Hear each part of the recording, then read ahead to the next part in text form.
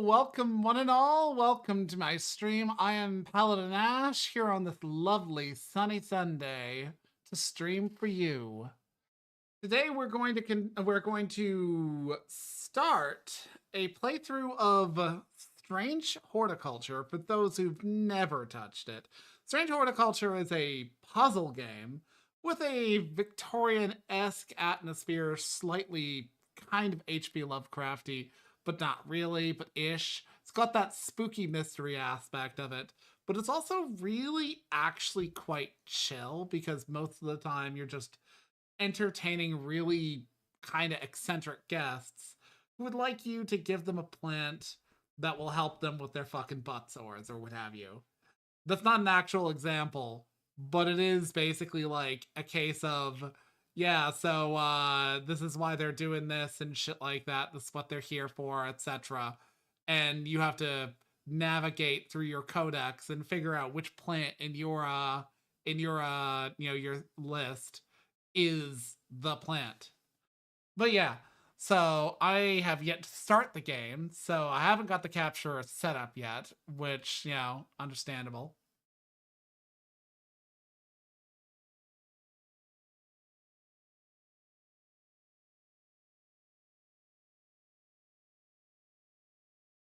There we go. Bad Viking. Ba, ba, ba, ba, ba.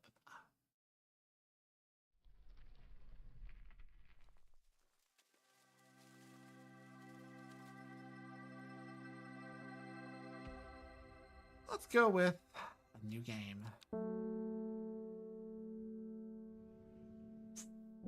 The streets of Undermare are narrow and claustrophobic. In many places, the buildings lean out at the upper floors so that neighbors can reach across and shake hands, or, more likely, exchange unpleasantries.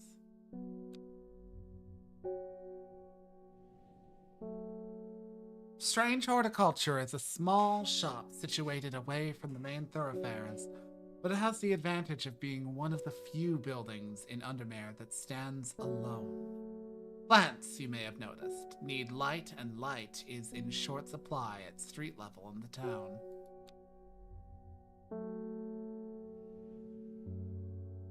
Recently, the shop passed to me after the death of my uncle. There is much to learn, but one thing is already clear. The rare and unusual plants that he stocked have their uses after all.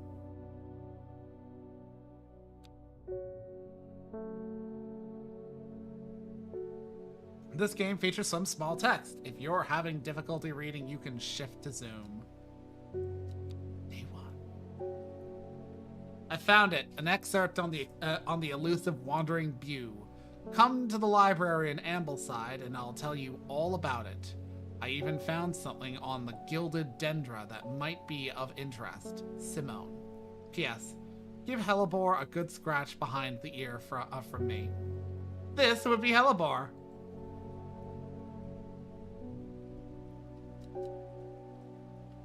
Not like gameplay. No, not auto-labeling. That's lame. But you can auto-label.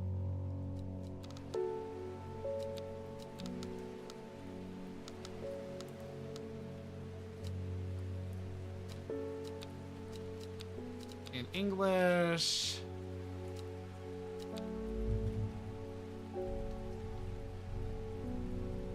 He does indeed purr. Explore. I've not the time. You can water your plants using the... okay, right.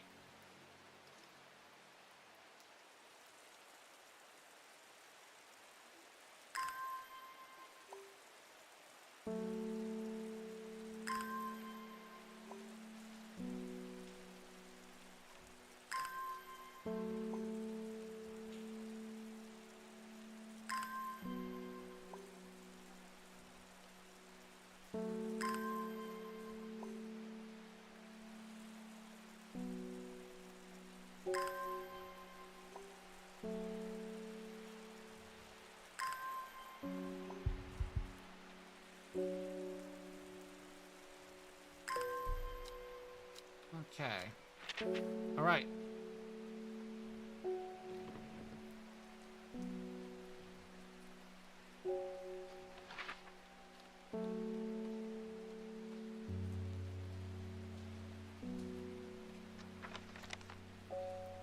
Labels, archives for certain things. Dangerous plant grows sparsely in the hills to the northeast of Black Barrow. Keep it secret. Black Barrow. Black Barrow.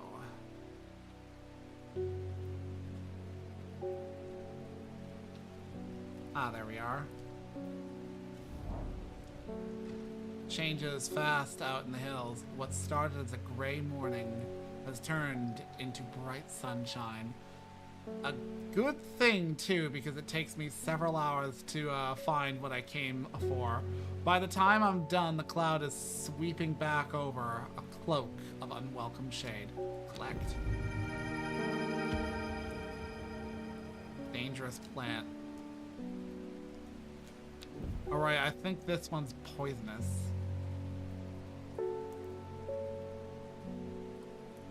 I can't use this yet. And this is for, you know, getting a closer look. And this, if memory serves, is what I got so far. Bishop's Parasol. Mushroom found in a dark, damp places. Feeding on any light that gets close can seem to draw light in, enveloping it in surrounding darkness. The gills on the underneath of this mushroom seep a milky fluid that can be consumed as a treatment for stomach pains. Yeah, so expect me to spend a bit of time reading openly and trying to decipher which plant is what. Now, I have not many plants just yet, so I may as well lump them over here. As you do, you don't have all of the plants, and you don't have all of the pages in your book.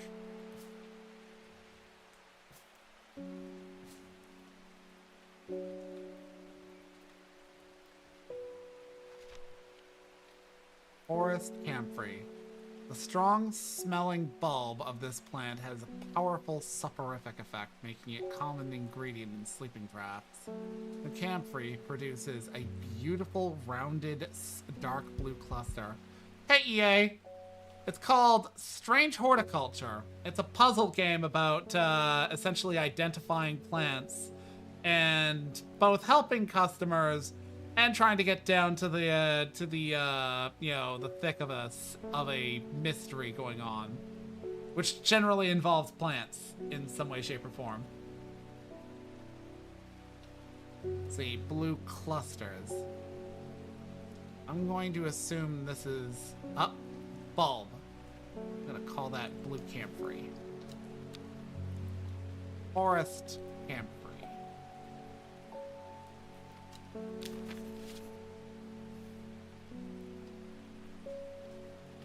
Fox button.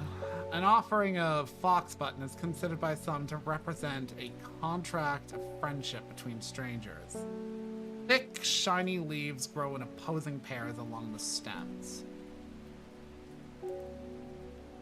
Now that could be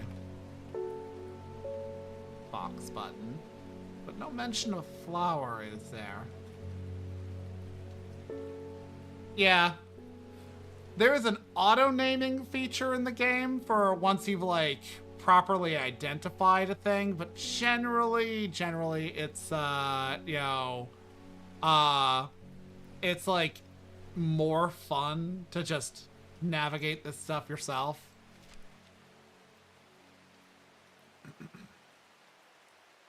Yeah, it's in the gameplay features.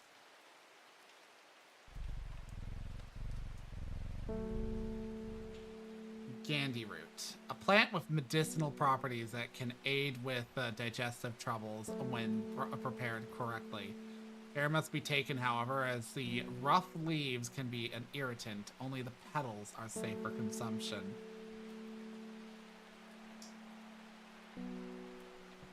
Let's see. All right. leaves are coarse to the touch. Yeah, I'm gonna call that candy root.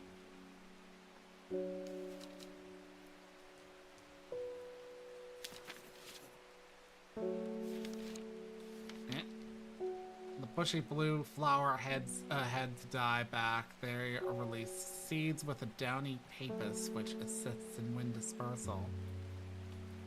That might be this. Once dried and hardened, the stems can be burned as incense. As they burn, they let out high-pitched shrieks, widely believed to be the spirits of dead souls trapped within the plant. Blue flower, light airy scent. That has a similar look to that. Light airy scent.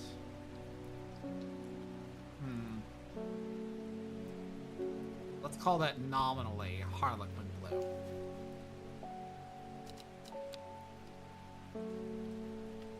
Harlequin Blue? Question mark.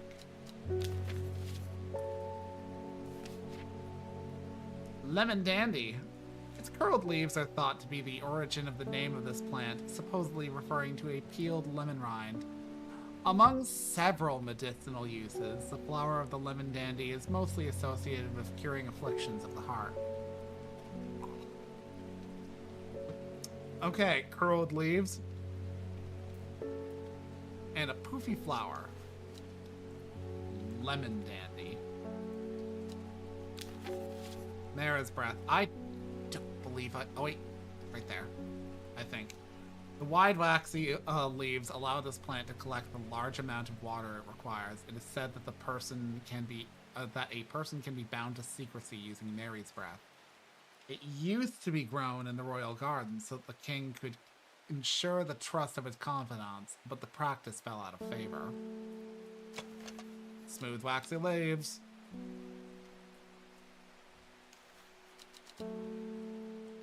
Mary's breath.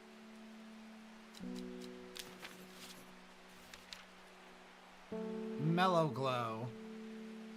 So yeah, like a feature of this game is that you do what I'm doing right now, but also you do collect more plants over the course of it, and also more pages in your book. So there will be plants in my collection I can't identify right now because I don't have the pages for it. And there will be pages for plants that I simply don't have right now.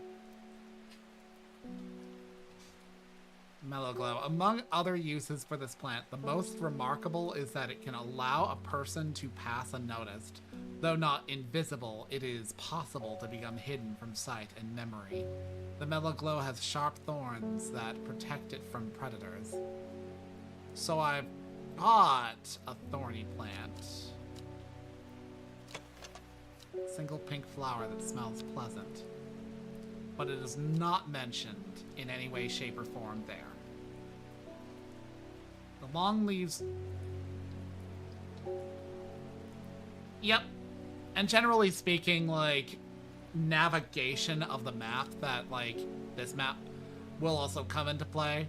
People will give vague associations or very specifically, like, you know, make a letter versus, a letter row versus a numbered column sort of association. Or they'll just say, hey, it's in like the area of Tibet or southeast of Tibet or something like that. So, yeah, you have to go with the clues you're given. I've played this game before a couple of times. I actually really like it because it's so chill and I have a fondness for plants.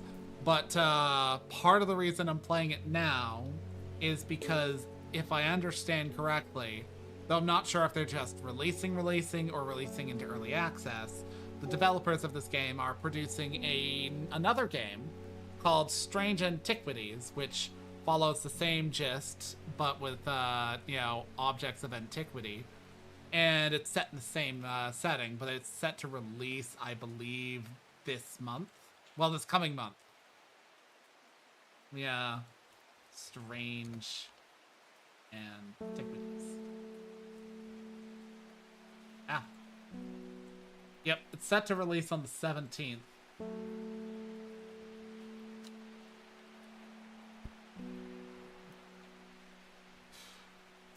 let's see. The long leaves of the wren are known to turn black in the presence of certain poisons, and so can be used to detect them. Though it has no flower, it is said to smell unpleasant to those who have known death and sweet to those who have not. It's not this. What about you? Red fruits, long flat leaves. That ain't it.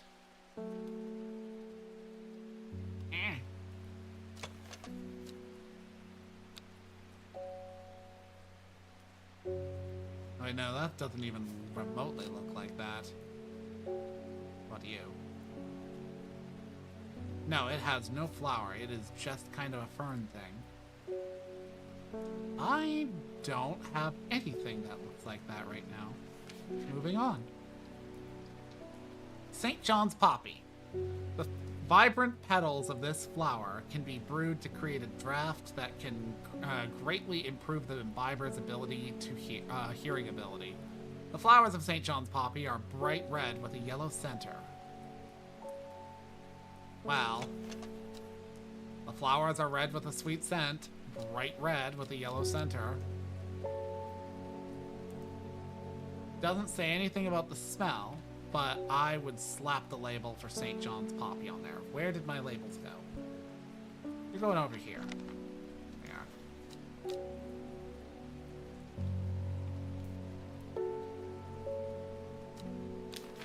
Winter boar.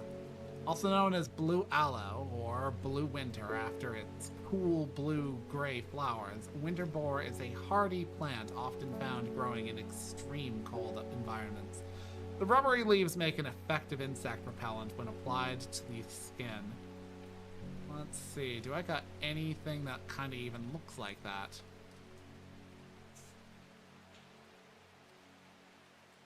I'm actually right there, but rubbery leaves.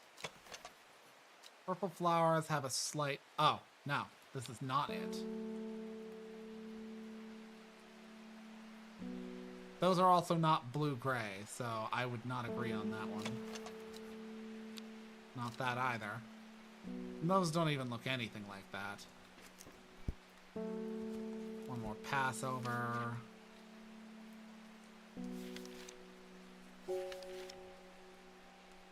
Candy root. Fox button. Shiny leaves grow in opposing pairs along the... That does fit. Considered by some... I will... tenuously list that as fox button.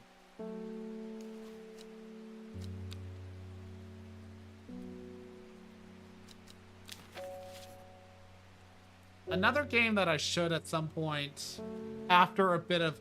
Because I try not to play puzzle games too quickly again on stream if I've played them before. And there's this one that I really recommend but did not play on stream because I really wanted to play it. It's called Chance of Sinar. It's an indie game from a few years back that you might have heard of because it actually could have won an award but was cucked by another game in the scene at the time. But I want to say it was like a game that was decent, so it's like understandable. But the general gist of it is you don't know the language anybody is speaking at all. And you have to piece it together with the symbols that they like present to you in speech. And just kind of figure out what they're saying via context clues. You are often guessing. And syntax is a thing that really matters in this. And like, it was really fun because like early on, I clocked that this like one people were doubling a symbol to represent a plural. And then later on, recognized for another people that they didn't do that. They didn't speak that way. The way they would plural things was they would have a symbol set before a word that would say that the word that followed was the plural. Yeah, but you get no primers for this. There's no missable content. You are going around and just interacting with people, looking at stuff, and then kind of guessing. And every so often, your character will whip out their journal, and you'll get some vague, like, image of something, and have to guess at like which symbol applies to that. And the game will tell you if you are correct. Like, it's not like completely out to lunch. You will have stuff kind of just given to you to fill in some of the like the exterior stuff, but you do have to work to figure out what language, what parts of the language mean what. The hardest of that was a people known as the Bards, who lived kind of like, if you could imagine Greek actors on a stage, just being the entirety of their society, and just like living in the lap of luxury. That was the Bards, and they looked on anybody who wasn't as cultured as them as stupid, but also anybody who pursued going up the tower further than them as stupid. Like, literally when you're like, I want to go up the tower, they're like, you want to go up the tower? You're an idiot for wanting to go up the tower. And the reason they felt that way was because there was a monster in the tunnel that attacks people. But the monster was from a group known as the Alchemists, or the Scientists, and it was literally like some dude who was trying to do a thing because they had like their whole great work going for them. And he got turned into a monster as a result of that. But anyways, I am going to stow this book for a bit because I don't believe wait. It smells strongly of soured milk. Bad enough to make your eyes water. I believe.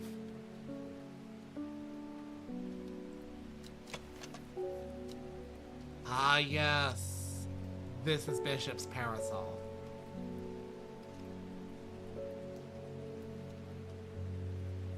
Sleep of milky fluid. That might be it. I'm gonna assume this is Bishop's parasol. Bishop's parasol. Yeah. The game was pretty varied too, because there were like stealth sections, but they weren't particularly hard.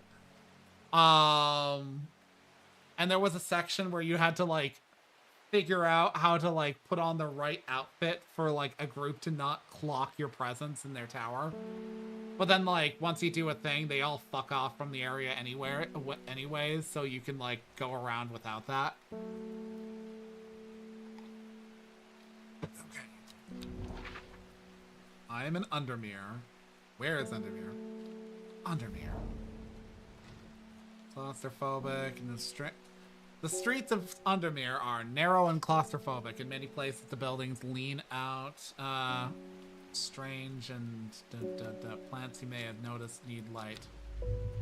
Okay, that's not what I intended to do. The library. Oh, it's an Ambleside. I'm a dumbass. Okay, fine. I'll just sit here and water the plants until I get my travel capability back. Yeah, so the will to explore is something that you can lose, you know, like you use when you go areas. And generally speaking, you don't travel so often that you don't have like enough energy to go to like the one place you need to go at that moment. But I just started the game, so of course. Anyways, it was Ambleside. Whoosh. The library here in Ambleside is one of my favorite haunts. Simone, the librarian, is always helpful and friendly and shares some of my passion for unusual plants. Today, she's grinning ear to ear and can't wait to show me what she found. Book entry. Gilded Dendra and the Wandering Bew. So called because this fungus can move slowly in the dark and has been known to cover distances up to several meters in a single night. The gills on the underside of the mushroom form beautiful flowing lines. They are also quite hard and sharp, earning this plant the nickname Fingersbane. The Gilded Dendra. Do not drink the sap of this plant. The lips and veins will turn black as the blood succumbs to Dendra's miasma. A sure and painful way to die. The poison is so potent that even touching the leaves of the plant can be painful. Just to be clear, Long flat leaves. There's nothing there.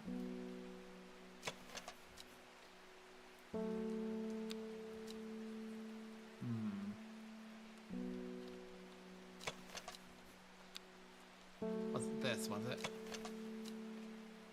Scent that scratches at the back of your throat. Whatever. I went and got that, so archived. Cha-ching. I must have walked past this shop 100 times without ever stopping to look. What a wonderful place to spend your day, surrounded by plants. I came here because I have an unusual request. At night, I hear whispered voices too faint to hear clearly coming from the floor above me. But nobody lives up there. The rooms are empty. My curiosity has got the better of me. I must find out what they are saying. St. John's Poppy.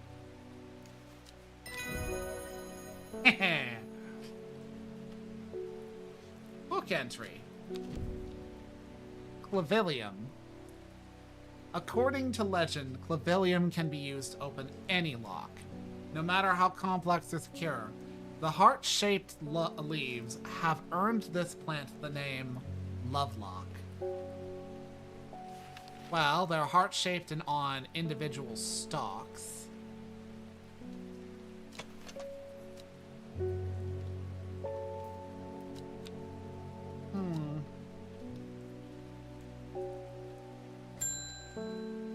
David Schaefer.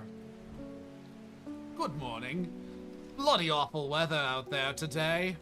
Good for the plants, though, eh? Got a letter for you.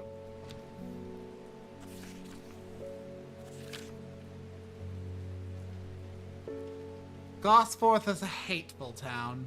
I was beaten and robbed and left to die in the streets. After many days, I was rescued by a kind stranger, just as I had come to fear that wickedness had infected the heart of every soul in that cursed place. I began my recovery in the woods to the south of the town with a group of travelers. On the northeast corner of the wood, I sat and stared at a bright flower, and tears flowed down my face at the reminder that there is beauty in this world. I shall be returning to Undermere soon. Warmest regards, Amos Duncan. So, Gosforth, south, and in the northeast area of the forest. Gosforth. A lot of traveling. Grasmere. Gosforth, south, northeast. The wood has a calming effect on my mind. It does me good to escape into nature away from the stench and clamor of Undermere. It is not long before I spy a bright flower amongst the trees. What a lovely flower. Okay. Let's see what we got. A single sweet-smelling dark flower. Do I got the thing for that?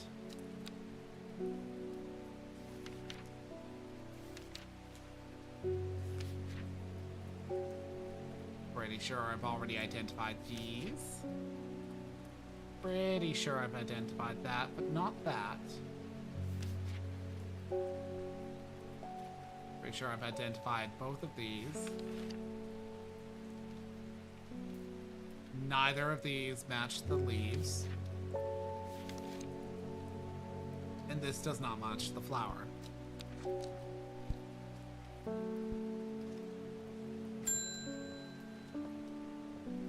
Gilbert Ames. Something's got those witches in the forest stirred up. And they're not letting anyone through. I had to take the long way down through Back Barrow, and never did trust that sisterhood. Anyway, I'm here now, and I've brought Fennett from the south to trade for some lemon dandy. Lemon dandy! Ha-cha!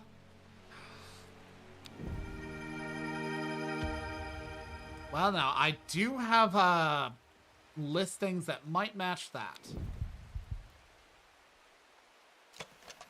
Pale yellow flowers, the leaves are quite soft.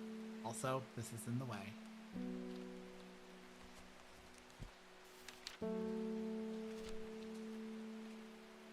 The long leaves are known to turn black in the presence of certain poisons. No flower. Does not match the look of it.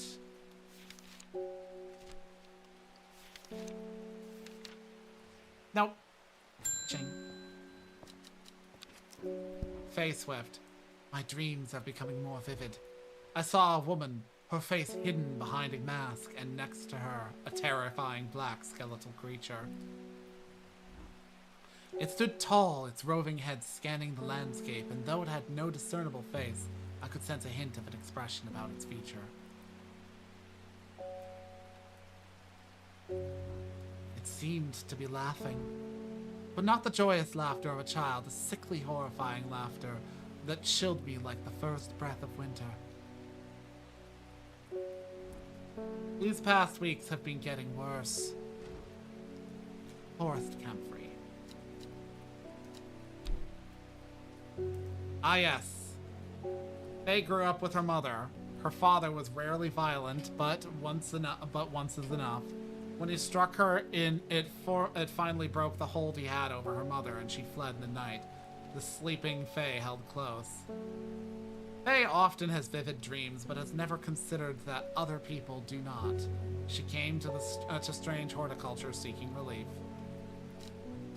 Psychic. She wants Forest Camphry. Forest Camphry, Forest Camphry. Is this you? 'Twas. Book entry. Butterdale. Often found growing in clumps on valley sides, Butterdale has been used for centuries as a cure for all manner of skin rashes. The dark green leaves can be stewed in mulch to form a poultice. The flower smells of butter to some people. And I got that right here. Smells of butter. I'm gonna go with purple. Butterdale. Not Butterdake. Butterdale.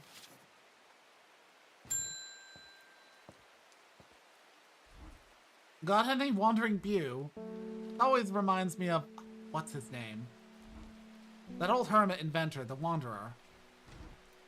Anyway, the bew, if you've got it. Well, let's wonder.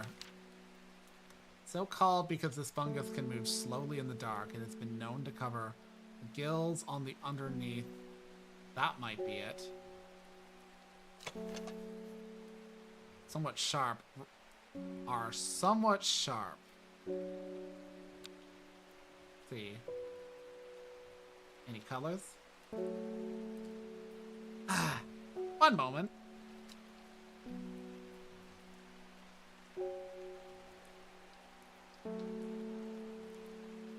Creator dash. Stream manager. Slash ban. Insurgent Teak FM. Be gone, bot. Okay, there we go.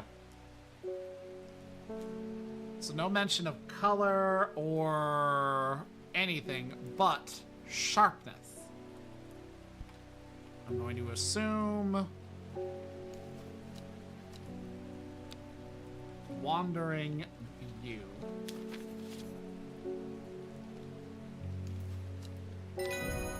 Haha. Collect. Lady of Summer. The leaves curl round delightfully, which combined with an attractive flower and a hardy nature make this sought-after ornamental plant. Aids with conditions of memory deterioration associated with old age. Okay, so I know exactly which one in mine is that.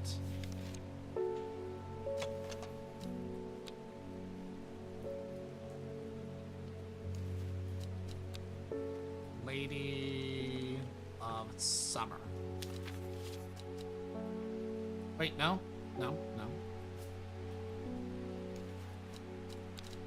There we go. Gotta keep it pretty.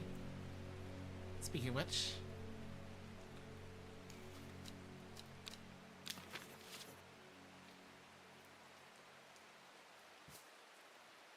let's start to organize these a bit.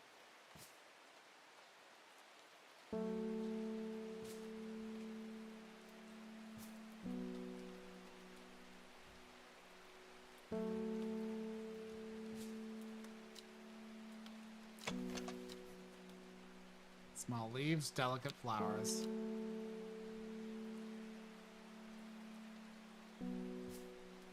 Gonna go with an organization of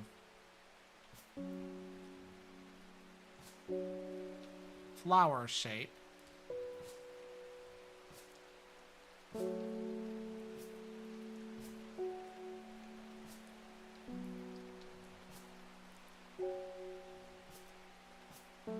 These are kind of an outlier. These will go over there. These will go over here.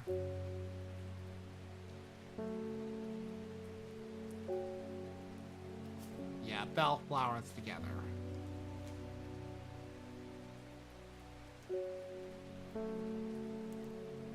Berries.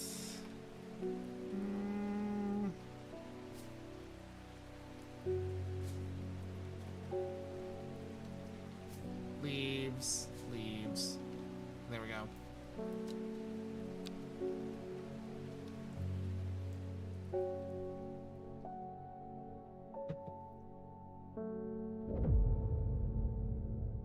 Row H, the third river. It started when she found something that she was not meant to find. A book tucked away in a forgotten corner of the Ambleside Library.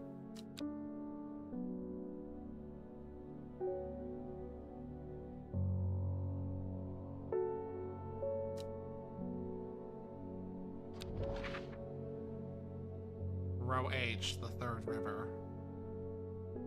1, 2, 3.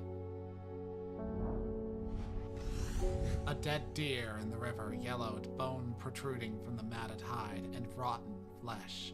Death for one provides life for many.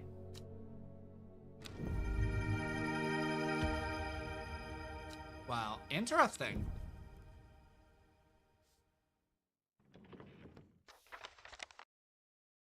Now, let's look at that plant that we just got. Did you just disorganize yourselves? Eat my ass.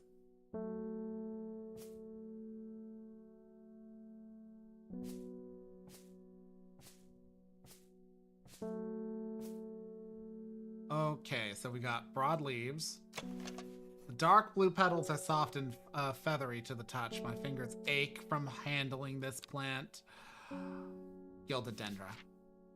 Do not drink the sap. Sure. The poison is so potent that even touching the leaves of the plant can be painful.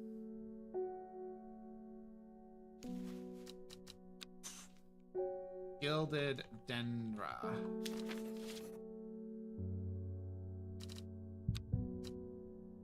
Also, while we're at it, let's check to see if that wasn't itself a clue.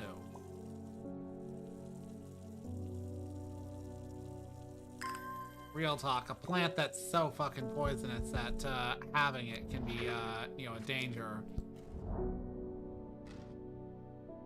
I could spend hours trawling the shelves, but unless Simone has something for me, I should go back to the... Yeah, okay. Ching. Isidore Burbidge. Bring me a sample of Apis demysis and be quick about it. That damn cat is setting off my allergies. Apis demysis. Oh, Gandhi root.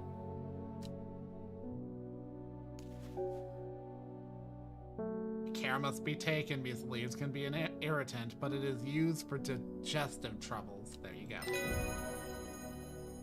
Book entry. Mikdu. The beautiful flowers made up of many small florets make this sought-after decorative plant, although it is difficult to care for. It may be a pleasant-looking plant, but touching the leaves against bare skin will result in painful sores. So, let's see. Beautiful flowers in small florets. But also sores. But also decorative.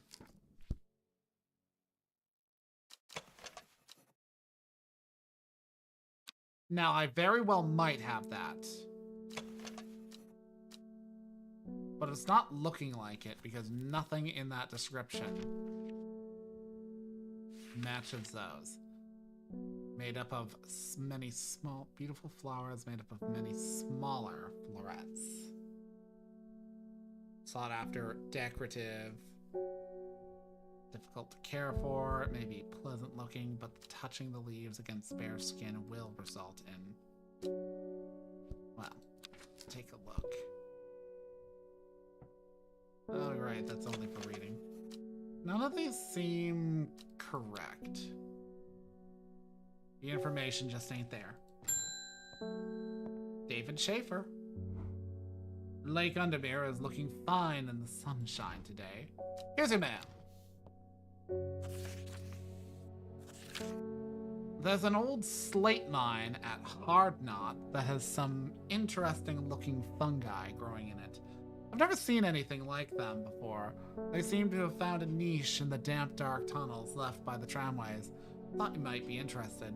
Amos Duncan. Okay, so Hardknot. I believe Hardknot is... Hey, Chanka. How goes? Hardknot.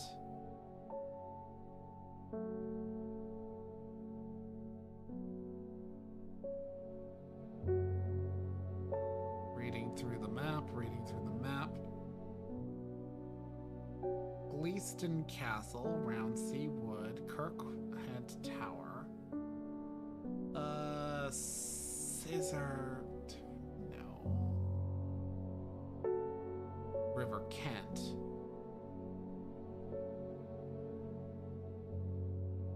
Bruv. Oh, there we are. An iron gate, rusted by years of abandonment, locked. So, do I perchance have anything with heart-shaped leaves?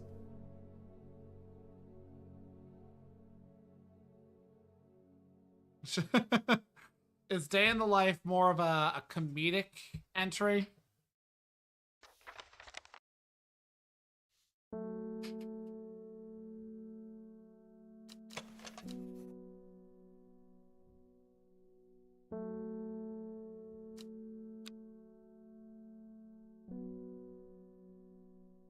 These didn't even clock this one because it had flowers, but in retrospect, clavilium. No, not, yeah, clavilium. We used the heart-shaped, yeah, the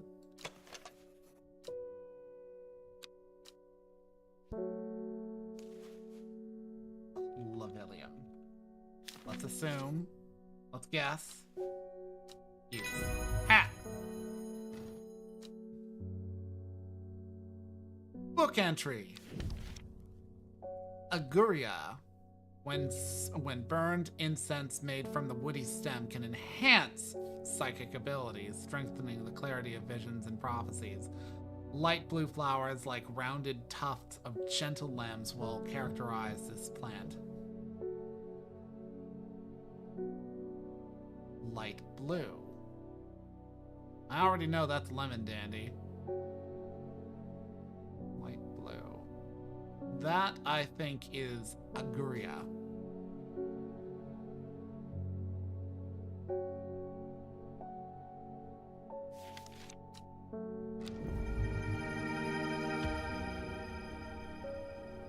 New plants.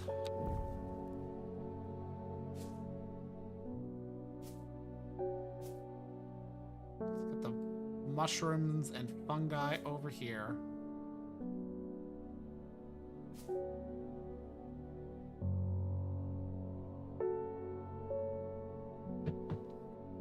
Okay.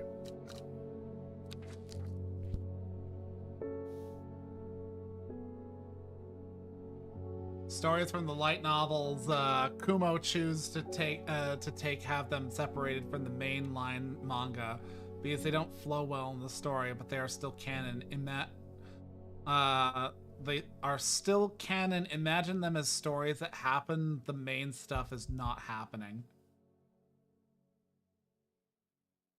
So like, it's stuff that's happening sidelong to the actual story.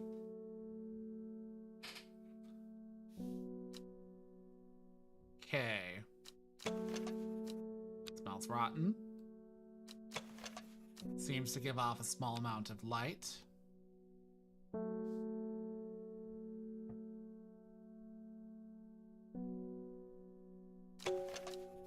A viscous white liquid can be seen oozing from its underside. I believe I can identify that.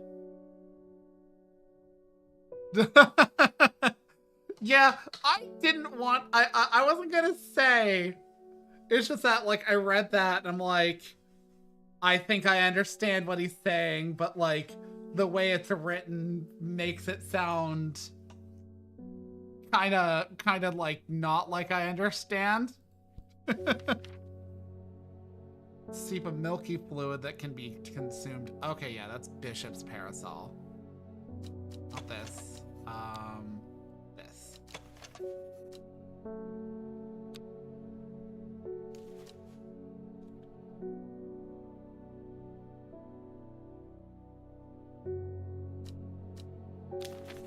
Yeah. I often use voice to text on my phone, but, or I used to. Allegedly, it's on my current phone, but I don't know how to access it still. Because, like, instead of voice to text, it gives me the offering to send a person, like, a recording of my voice. And I'm just like, no, give somebody something that they can just read.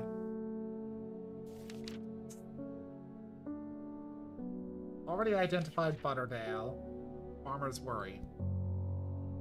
Spongy mushroom with potent abilities, only safe to consume in small quantities.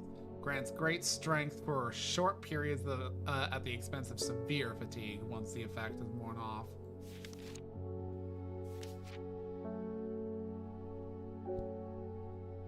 Yeah, I don't think that's Harlequin Blue anymore.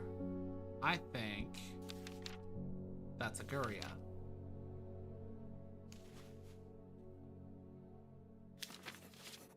Okie dokie. Go get yourself some water. Some water. Reuben Ward. I'm headed to Grisdale Forest investigating a possible murder there. Can't say I'm looking forward to it. The Sisterhood are a secretive lot, and they're not keen to talk to me. Their leader, the Arda, or whatever they call her, she's dead. My instincts is they're hiding something. I was hoping that you might have some fox button that would help me win them over. Fox button, fox button, fox button.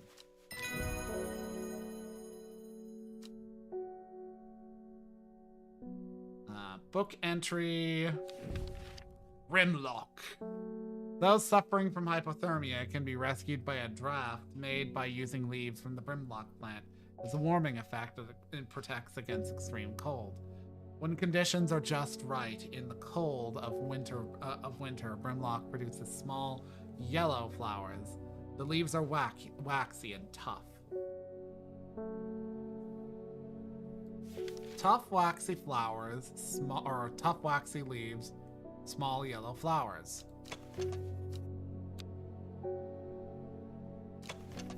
Smooth waxy leaves.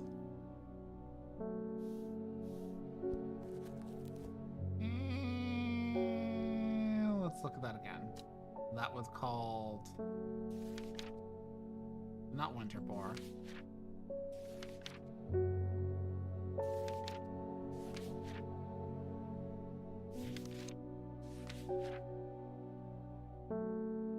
I'm pretty sure that's Mary's breath. Have I identified Mary's breath? I have not identified it yet.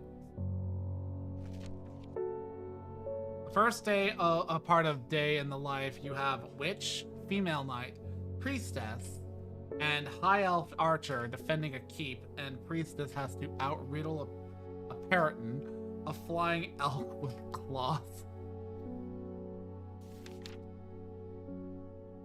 It's always amusing because, like, it is absolutely a fantasy setting. It is absolutely full of fantasy stuff. It's just that they spend so much time fighting goblins, you almost forget that those are, like, a factor to concern yourself with. And then a beholder shows up, or then, like, a parrotin shows up, or then, like, some other stuff shows up.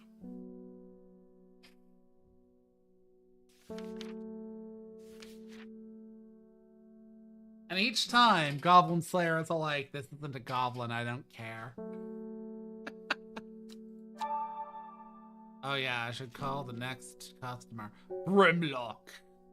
I'm reasonably sure these are either Mary's Breath or Brimlock. Waxy and tough. Smooth and waxy. Got anything else with broadleaves? I don't, but I'll assume that's either Mary's Breath or Brimlock until such point as the game's like, hey, by the way. Small red berries. Victoria Gray. I was able to make out the whispers of voices last night with the help of the St. John's Poppy. There's a medium using the room, illegally I might add, holding midnight seances for gullible grievers. Is there a plant you know of that I could use to scare and to drive them away? I need my sleep, Harlequin Blue.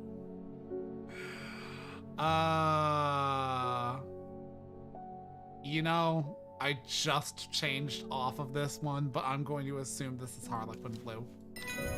Ha! Don't you just love that when you're like taking tests and you're like, I'm pretty sure on this answer, and then you go back and change it away from that, and then you get your answers back and you're like, I knew I was right the first time, god damn it. Shimmerlung! The dried stem of the shimmerlung burns very brightly and noisily, letting off a near blinding white-purple light. Flowers grow wrapped in large rigid leaves. I believe you.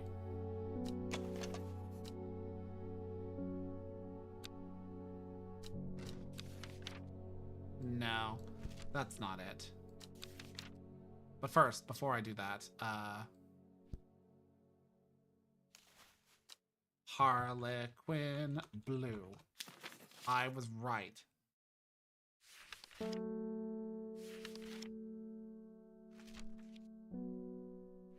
I don't have that yet. Oh well.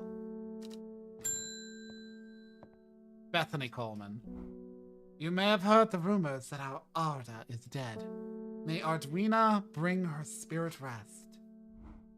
The nature of her death is unusual. The Sisterhood does not often look to outside help, but this is beyond our knowledge. If you show my sisters this letter, they will allow you entry to the forest. Be assured of your discretion. We require that you use Mary's Breath to bind yourself to secrecy. This. Fuck. Okay. Mary's Breath. So that's not Mary's Breath. I thought it was Mary's Breath, but it is not Mary's Breath. Which means, in other words, it must be Brimlock.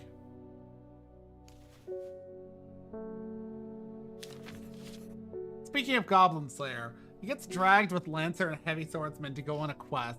This is where you see the Chaos Marine in it. BTW, I love when Goblin Slayer works with those two. I mean, because Goblin Slayer kind of like... Or because Goblin Slayer is so obtuse, Lancer dislikes his obtuseness. And if memory serves, Heavy Swordsman claims to not be particularly keen on him. but like is tsundere because the dude saved his village.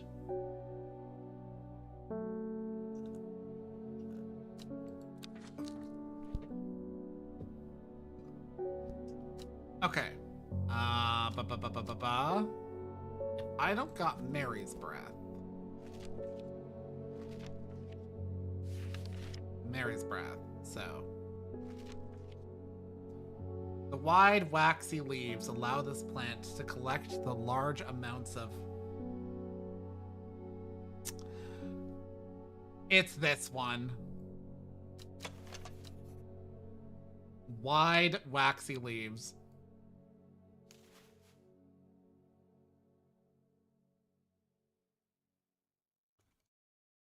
It's amusing, too, because the heavy swordsman looks genuinely older than him. Then again, you barely see Goblin Slayer's face, but from composite imagery, we know that it looks like Shiroemiya, so, like, I mean, yeah, I stand by my statement.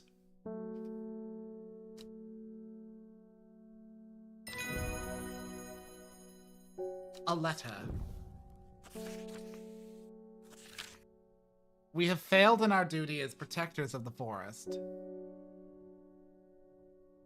So that would mean that, like, the heavy swordsman is potentially somewhere around, like, early 20s, maybe like 19. Okay. Now that's just hilarious because, like, again, he looks like he's in his 30s. He looks like he's in his 30s and, like, the female knight is mooning over his attention. Wait. How does that work? Oh, or are you correcting, like... Are you correcting, the Goblin Slayer age? Because you listed him as 23.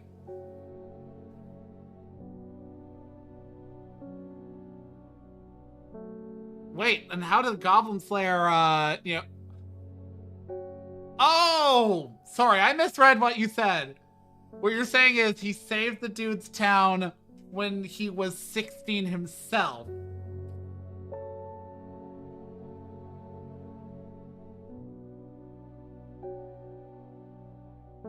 I was so utterly confused.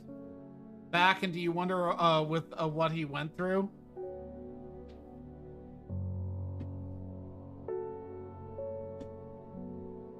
Let's see. Our secrets have been stolen and the Arda has been murdered. You will find us deep in Grisdale Forest, a mile from the lake shore across from Torver. Please help us. Okay, so... across from Torver. And if memory serves, each of these is a mile, so... So about here. A sister tries to stop me from entering, but I show her a letter. I am ushered into a walled courtyard and then through a large oak door along the corridor and down a set of stone stairs into a cool basement. Lying on a table draped in silk is the Arda. There's not a mark on her, but her open eyes are black. Her mouth, her veins, her hair, all black as a raven's wing. Do you know what could do this? Asked my escort.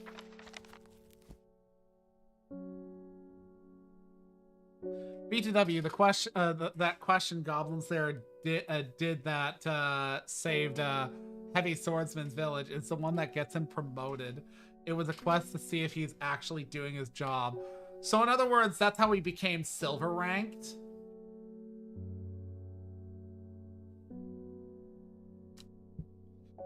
I always find that funny. People are bitchy about the fact that he's silver ranked for just killing goblins, but then, like, he's saving people's lives and they're just like, oh, he's just the dude who killed a bunch of goblins. Let's see, Wren. Wren, long leaves are known to turn black in the presence of certain poisons. Though it is no flower, it is said to smell unpleasant to those who have known death and sweet to those who have not. Okay, so no flower and spindly leaves. It's this, isn't it? Has a scent that scratches. Right. you have known death because you begin this game with your uncle having died. An extract. I extract a sample of the artist's blood and introduce it to the wren, and my suspicions are confirmed.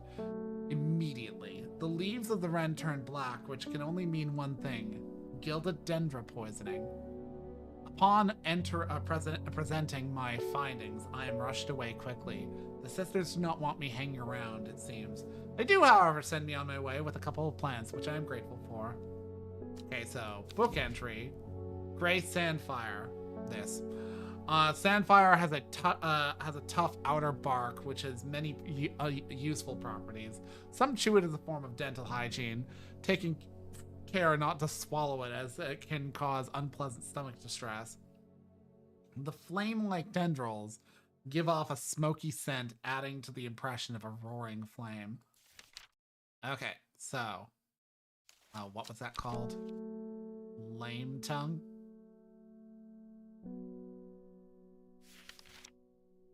Was it smoke something? Gray Sandfire.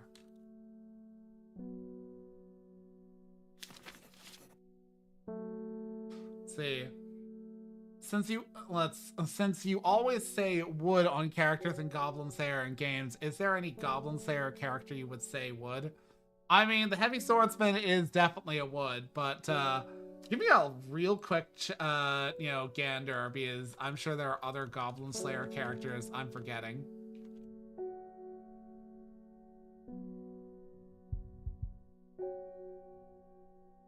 Let's see, male characters. Gotta be specific.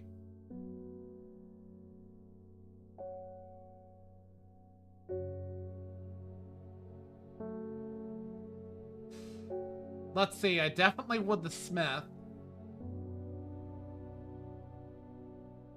The Ogre could get it.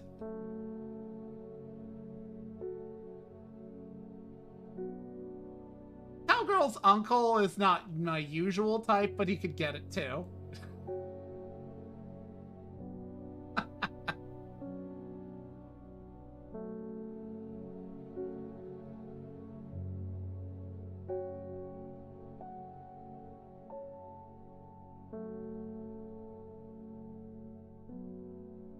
Let's see, the Myrmidon monk.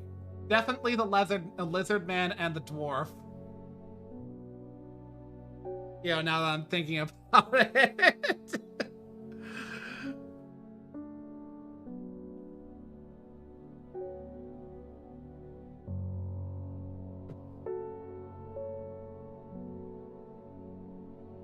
Hey, Fal. I just said the lizard priest. I could show him some cheese he'd eat right.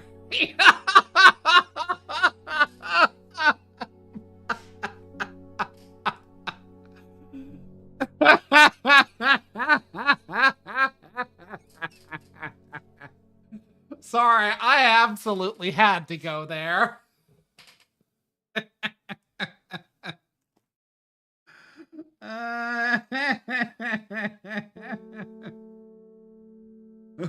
Don't worry. The TMI side of things is I don't have that particular problem.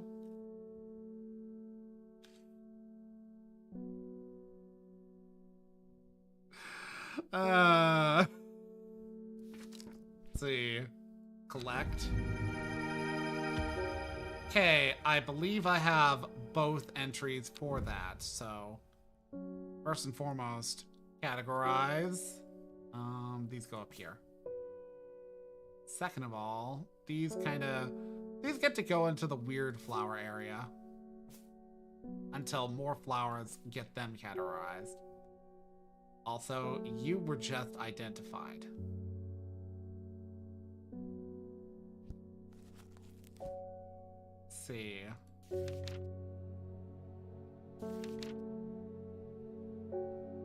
Oh, this game is set in a fantasy setting.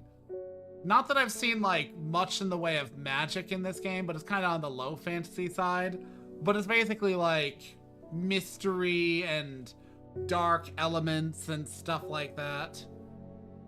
So that is absolutely Shimmerlung.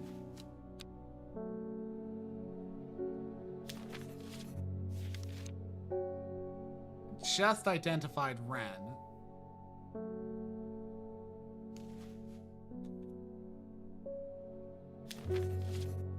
Mellow Glow.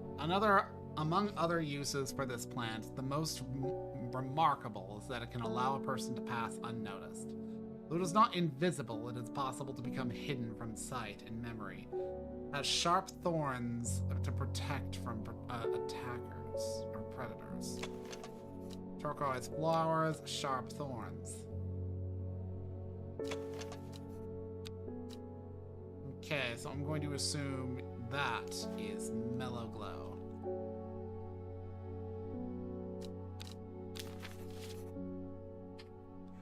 I mean, a little bit. Like, insofar as you are mucking about with herbs and you are helping customers with, like, actual real-world things that herbalism has been known to treat. You know, like, genuinely, there are plants out there that we consume for one reason or another because they did benefit us in ways that have, for instance, mostly been supplanted by medicine, like, you know, over-the-counter pharmacology now. One that was a good example I heard of, it's called wormwood. Wormwood is called as such because people would use it for intestinal parasites.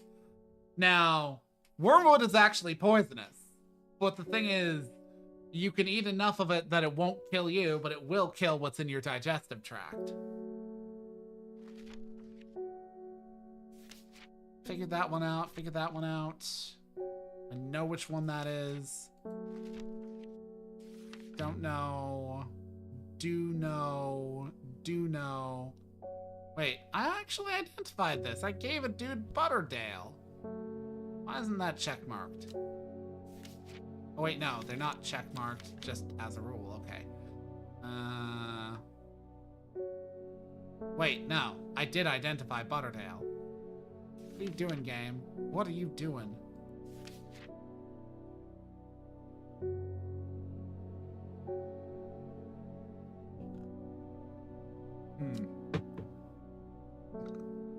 Anyways, just got this one. What was the other one I got? Oh, right, Shimmerlung. You get to go there.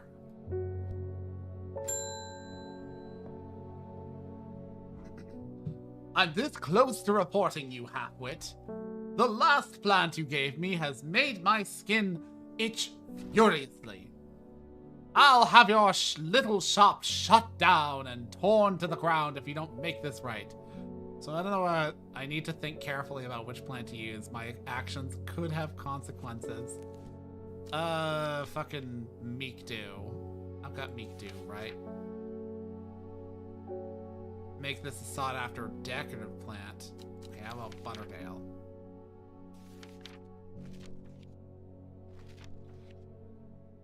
Centuries for rashes. Okay.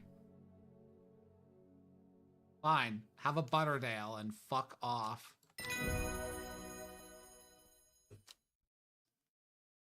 Collected book entry. The dark red fruits should not be ingested under any circumstances. They are highly poisonous, resulting in insanity and then death. A cross-section of the stem shows the distinctive triple xylem and phloem of the Storian. I believe it's this one?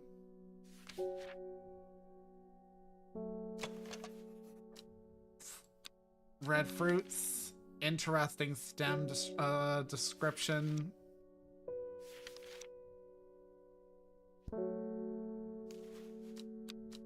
Storian.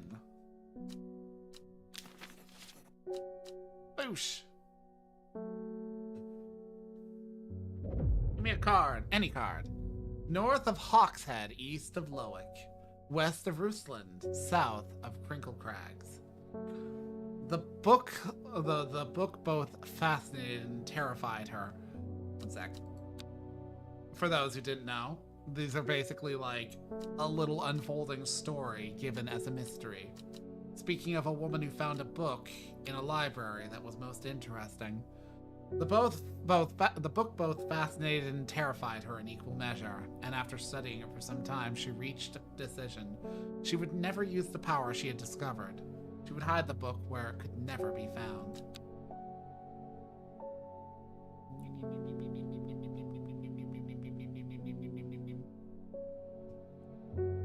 Okay. Okay, so north of Hawkshead, east of Lowick. Hawkshead.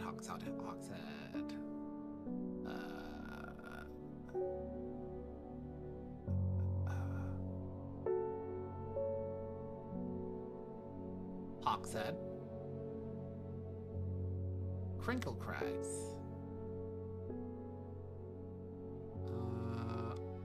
Lowick.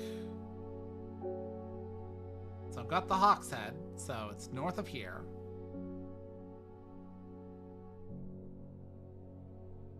But I need to find Lowick. North of this.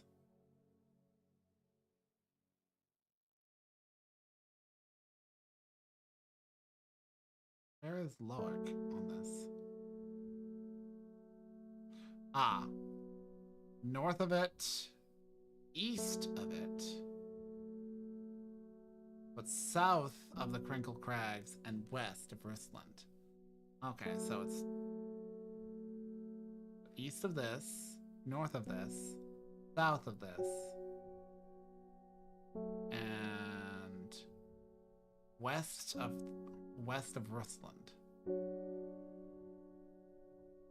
Okay, so I'm actually, I think, where I need to be. North of here, south of here, east of here, west of here, so. My eyes are drawn to the silhouette of a grizzled old man standing at the edge of a field. His mind is broken, seemingly beyond repair. Vacant eyes fixate on nothing. A whisper of expression as my gaze sweeps his face. But only a whisper. He raises his arms, points. I follow his outstretched finger, and I'm surprised to find a cluster of wildflowers growing there, hidden from view. Okay, Aguria and something. I'm immediately clocking that as Aguria. Because I was wrong about Aguria before, so I'll be wrong this time. Aguria. The other one. Let's take a look at you. Dark blue flower, smells like sweet rhubarb. I'm not sure if I've got anything in the book that looks like that.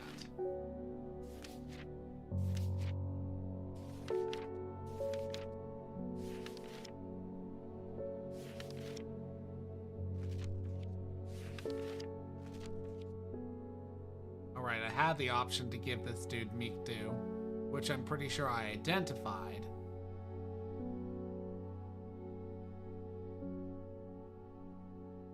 Where was small little florets?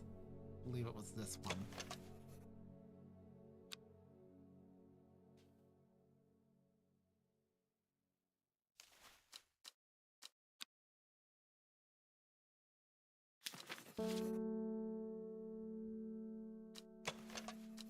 Small, delicate.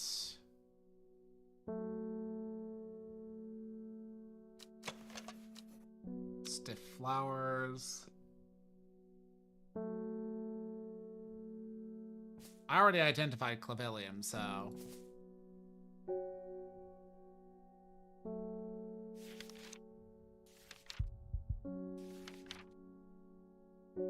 Already identified that.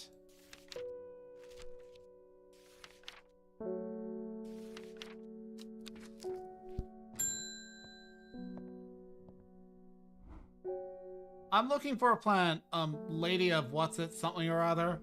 I'm no green-eyed rare, that's for sure. My mind isn't all what it used to be. It's the one that's supposed to help with mental decline. Okay, so Lady of the Summer. Lady of Summer. Book entry! Bennett. Chewing the tough root of this plant is said to ease gastric distress and reduce anxiety. It has soft leaves. This might be it. Cream-colored flower. They smell wonderful. Okay, not that. Soft leaves. I had a thing.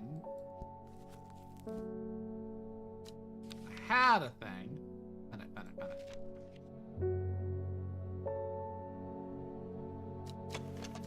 Small leaves, delicate flowers. Long strand. I know that's Gandhi root.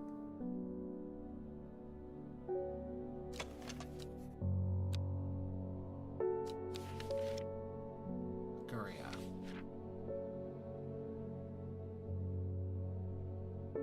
Light blue flower. I'm dumb. Okay, this is bright red flowers grow at the end of thin stems. Which of these had soft leaves? I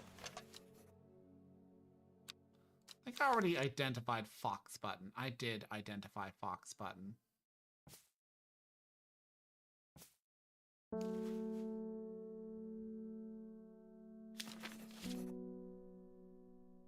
What about you? Small red berries.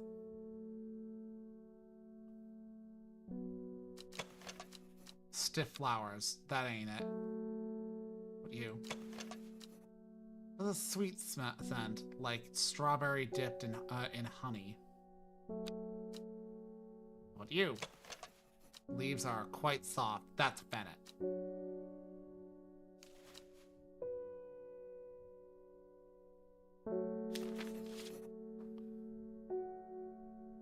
Okay, so cursory glance again. Cursory glance. Not you.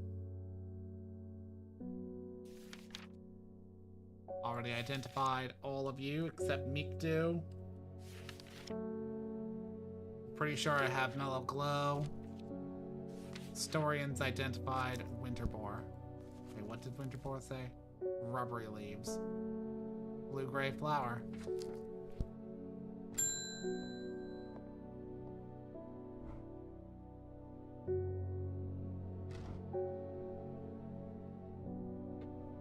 They're saying the Order's been killed. I know a lot of people don't trust that sisterhood, but it seemed to me the Order always looked out for the less fortunate. Letter!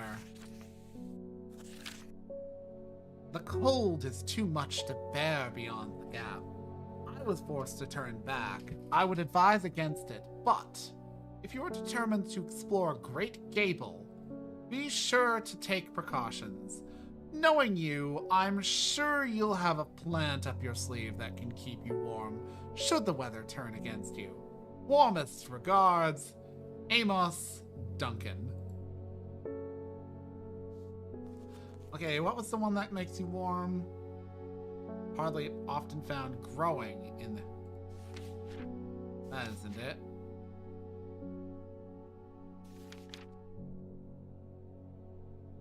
That isn't it either. Makes you invisible. Gastric distress. Curled leaves. Dental hygiene. Kills you dead. Friendship. Brimlock. This shit.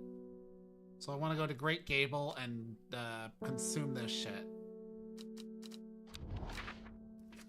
Great Gable. There we are. After several hours of arduous hiking and scrambling, I am still some distance from the summit. I am freezing cold and ready to head home. I should do the sensible thing and turn back down the mountain. Unless... What if we kissed while suffering hypothermia on Great Gable? I'm just kidding. Unless.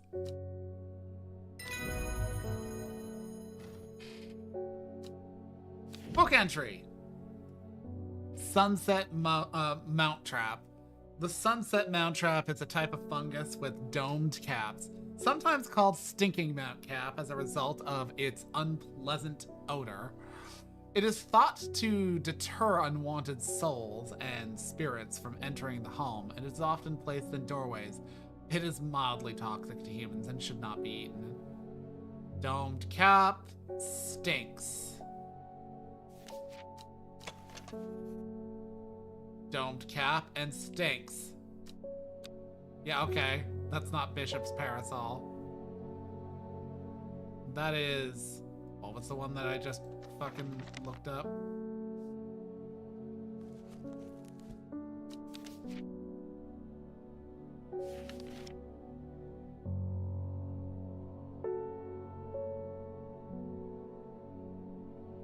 Yeah, but how will you ever know if they're poisonous if you don't eat them at random?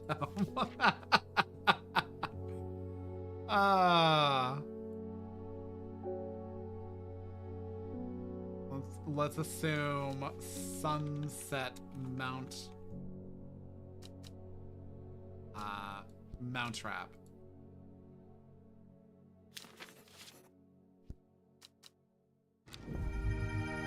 Okay, winter boar. That is absolutely winter boar. Gray blue flowers with an orange center. I wonder. I've only looked at that one. Blue gray flowers. And it was found in a cold place.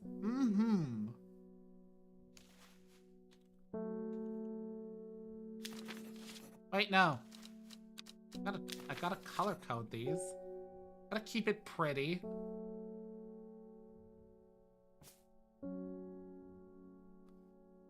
You know what? Over here. And this can go here. I guess. No, wait, no. I'm gonna put it with the bushy flowers. I'm gonna put this over here. You get up here. And you go into the archives. I pet the kitty. I ring the bell. I speak to the sagging-eyed dude. This plant is cursed. It has brought me nothing but sorrow. Please take it. I want nothing more to do with it. Dude, why are you keeping random mushrooms in your home? Like, in general, mushrooms frequently are poisonous. Though I have heard in, like, France and potentially Germany, you can take mushrooms to pharmacists who are trained mycologists. Like, apparently, mycology examination is just sort of a thing you can ask people to do. A mushroom-like plant with red warts growing on it.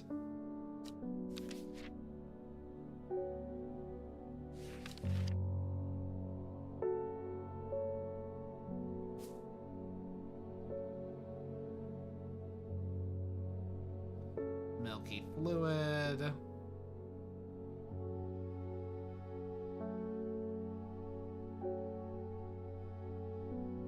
Yeah, mushrooms are a sketchy thing to identify. Like, it's doable, but it's like hard enough that in general you kind of want to be very careful about that sort of thing.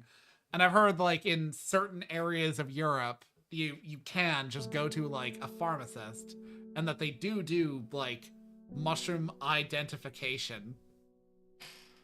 But some of it's, like, a bit more apparent because, like, if you see, like, the iconic bright red mushroom with white speckles, don't fucking eat it.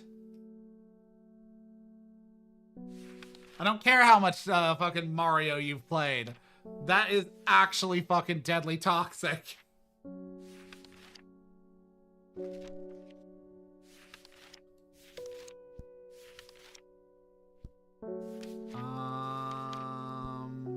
Already identified, already found.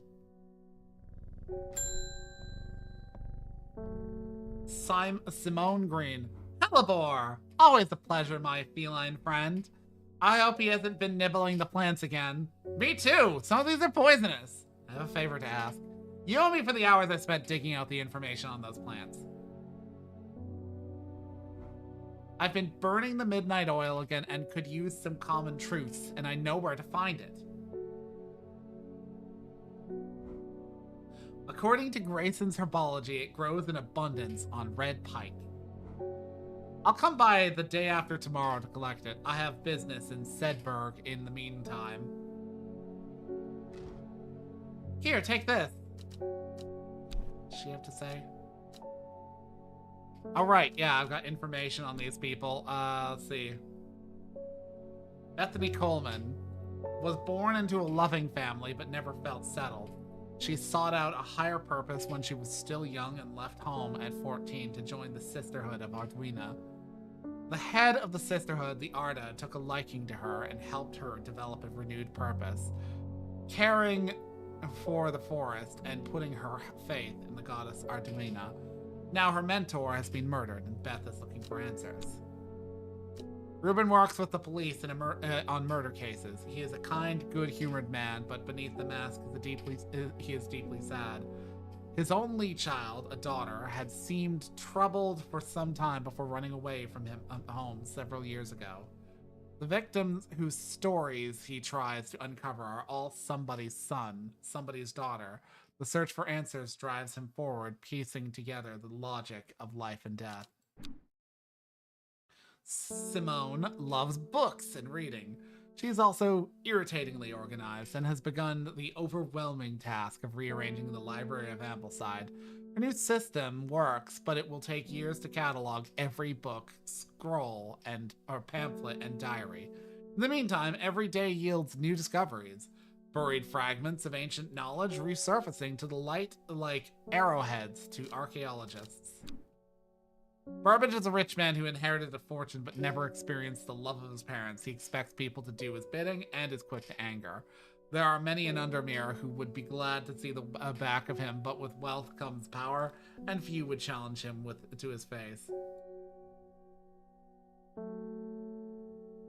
Yeah, identifying mushrooms, as I've also heard that too. It's painfully hard to identify them because, I mean, sometimes they just look so identical to others that it's have fun, shitting blood.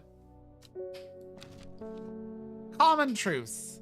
Despite being described as common, the truth can be quite tricky to find.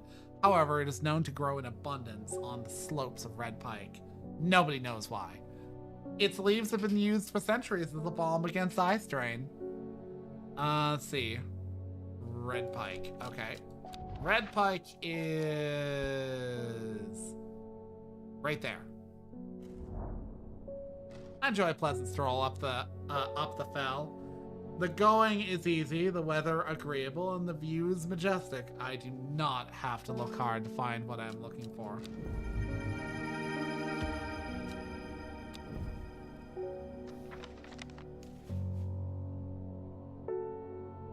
There we go. Verona Green. When you work with the occult, I find it pays to uphold a certain image. Ah! If you're going to be accused of performing witchcraft anyway, it doesn't hurt to put on a bit of a show every now and then, and let the punters know what I'm capable of sort of thing. Long story short, I may have threatened to turn a small boy into a toad, and the little bugger called my bluff. Oh, don't look at me like that. You know what little boys are like. I can assure you he deserves to be turned into a toad. Anyway, I think a little display is needed to discourage this sort of behavior. Have you got any Shimmerlung? Why, as a matter of fact, I do. Bam. Book entry. Candlewood produces a red flower that provides a shielding effect, protecting against all manner of afflictions of the mind. Long, thin stems grow among tall leaves. I believe the flowers are conical, so I don't think I have candlewood right now.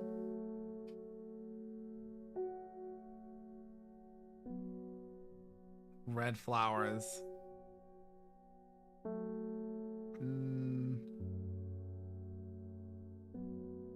You know what? Because that's not Aguria. I know that's not Aguria, but let's say candlewood for now. It doesn't look anything like the image, but some of the images can be agonizing. Yeah. When it comes to like mushrooms, I'm not really a mushroom eater myself. Like, okay, I've grown to like them a bit more on things like mushroom burgers, but in general, I just don't really care for mushrooms.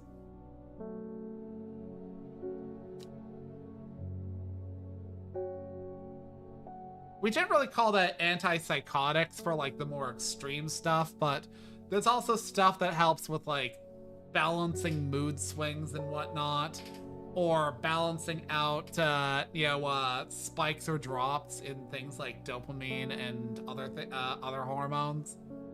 Like, there's a lot of mental illnesses out there.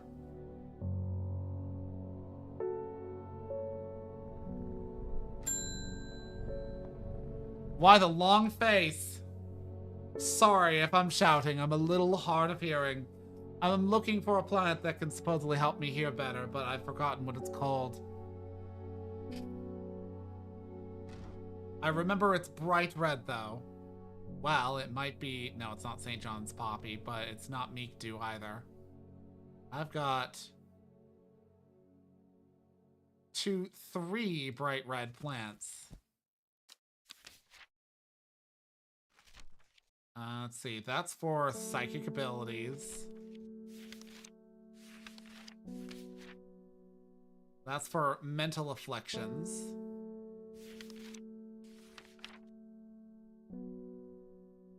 Not you. I've identified you. Not you.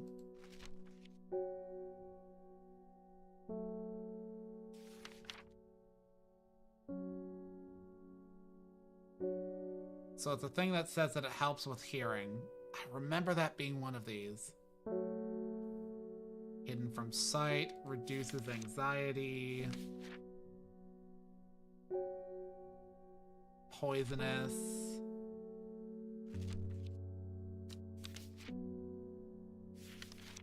I was just looking at a thing.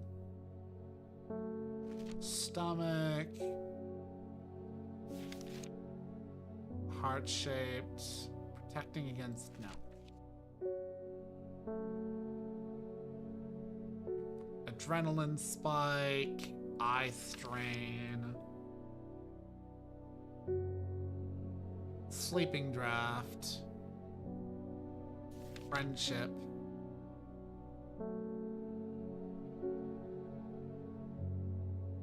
Digestive. Poison. Dental hygiene. High shriek.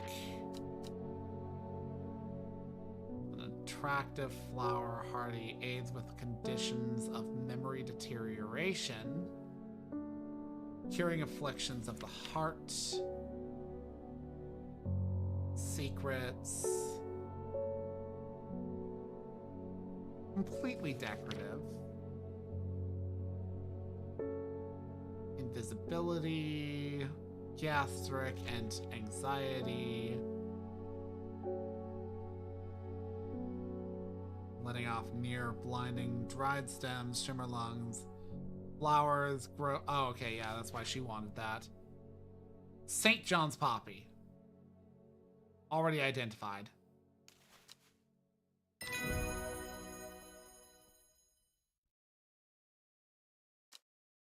How dare you not give me a plant or an entry or anything?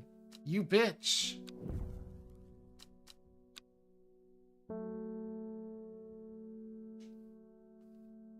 Give me that card. Time passed. A year and then another. The book remained hidden, but out of sight. Did not mean out of mind. The book was what her thoughts settled on when she rested, what she brooded over when she did her chores, what she pictured when she dreamed.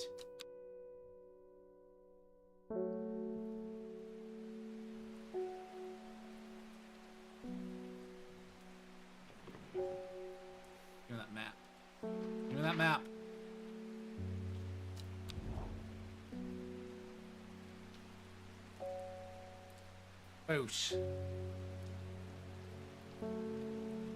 Okay, so it's there. Just west of Blackcomb. A gentle sound of flowing water, the sunlight through scattered clouds. A reset. Ah, shit, Mr. Rossetti from fucking Animal Crossing. Don't want him around. Ooh. Okay, I finally have a Guria.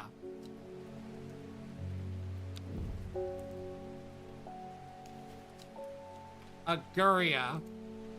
I swear to God, if I find out that that's not a Guria, I'm going to fucking pitch a bitch fit. A rather unpleasant smell. Light blue. Yeah, that works. Tufty light blue flowers. I'm sure of it.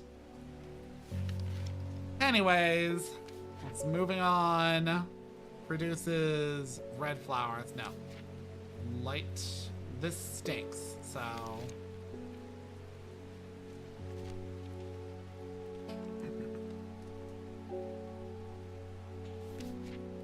Identified. Pretty sure I've identified that. I've identified that. Storian, pretty sure I've identified that. Okay then, I don't have the fucking entry for it. Okay. Hey, Mr. Reuben Sandwich. The Fox button was no help, I'm afraid. The Sisterhood still refused to speak openly with me. Not that I have time to pursue it properly. I'm rushed off my feet this week. There's been a body found up in the Swinside Stone Circle, and apparently it's a grisly one. Don't suppose you've got anything to help me keep my lunch down. Fennec. Okay, so where was the Fennec?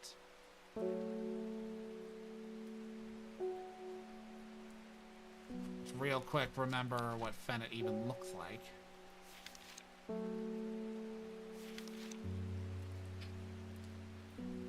It was a flower, wasn't it? Yeah! Book entry! Witch fig. A plant that is said to have many uses, including easing the symptoms of infection, soaking up moisture, and detecting the presence of certain compounds. It is also well liked by butterflies, with similar leaves to the fever kiss plant, which it is often confused with, which I do not have an entry for, so I therefore can't totally identify it. But it's got berries on it, so it may well be this.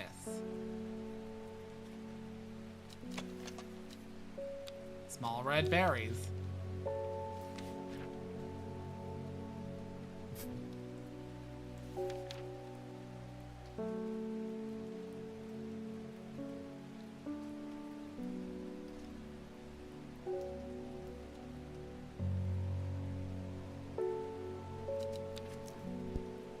Bing. David Schaefer. Morning.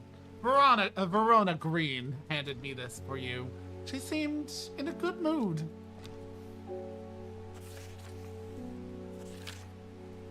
I meant to tell you this yesterday, but it slipped my mind. I discovered a plant on the recent trip to Grisdale Forest, just northeast of Rusland. It was like nothing I'd ever seen before. Would have thought to bring it back with me if the Sisterhood had given me a moment alone, but they seem overly protective. So, northeast of Rusland. Okay. Grisdale Forest, northeast of Rusland. So, like, right here.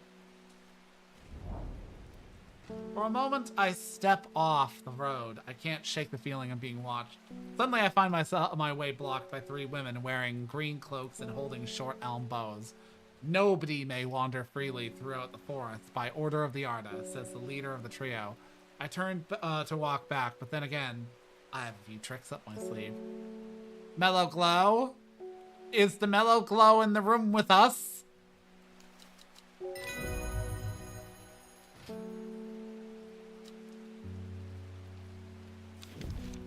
Caballia, a rare plant that is believed to help the dead find peace in the afterlife. Those who can afford it place wreaths made from it at the graves of their loved ones. Caballia flowers always contain 6 petals.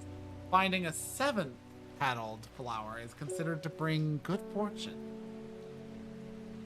Doesn't mention their color, but I'm pretty damn sure I'm looking at Caballia.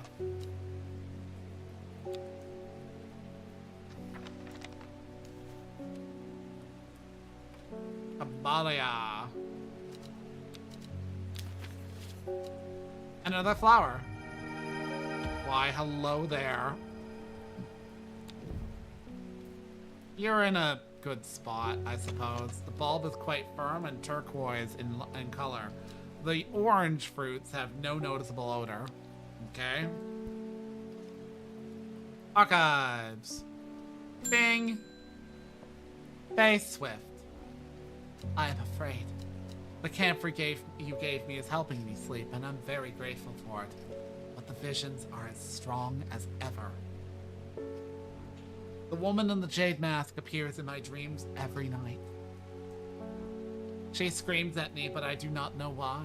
And behind her, that presence is always there, dark and dreadful. I don't know what to do. The dreams feel like a warning that I don't understand. A mosaic of color that refuses to come into focus. Some part of me wants to stare down the abyss, and I'm afraid. I'm gonna give you candlewood, I think. Candlewood. Produces a red flower that provides a shielding effect protecting against... That would probably be... you. Is that you? Is the candlewood in the room with us? Book entry. Worryless is an aptly named plant. Inhaling the smell of the flower is said to help ease symptoms of anxiety. Also, it's got those leaves. I believe...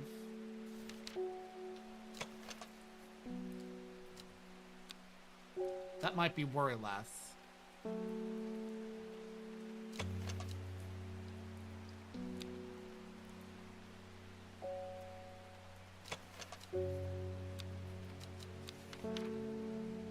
Okay, so I have identified Candlewood. I gave her the right one, right? There's actually multiple endings to this game, but I generally prefer to go for the happier endings. Produces a red flower that provides a shielding effect, protecting against all manner of afflictions of the mind. Yep. If I'd given her Aguria, it would have screwed her over. Aguria enhances psychic effects. So you actually do have to just be kind of like a giant dick.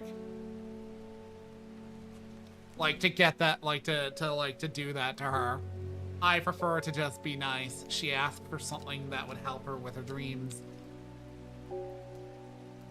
Let's assume that's Worryless. Because it smells like... well, what did it say it smelled like? Strawberry dipped in honey. This one goes up there.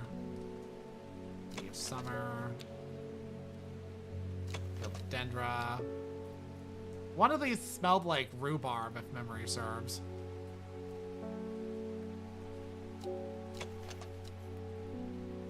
Oh, no, I was wrong. This is Worryless.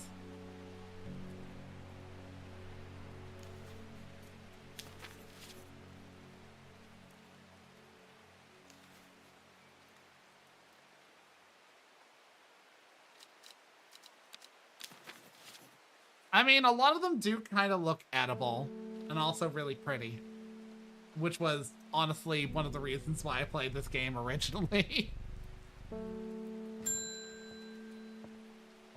Damn, what is wrong with your face? There's a fucking Austin Powers joke to be made here. We don't come to Undermere often, but I heard about your shop and I said to Francis, we simply must pay a visit. It's a wonderful breath of life in an otherwise dreary town. I'm the green-fingered one, and it's not really his cup of tea, but I persuaded him the trip would do him good. Besides, he'll be wanting to take a boat out on the lake. Shame about this awful weather, though.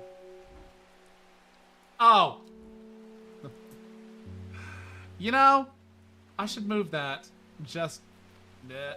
no. No. No. One sec. Let me, because I forgot that that's a thing. I'll put it up here for now.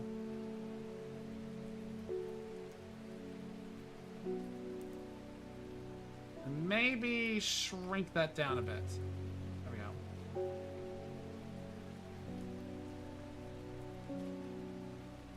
Though I suppose I can... Yeah, one sec.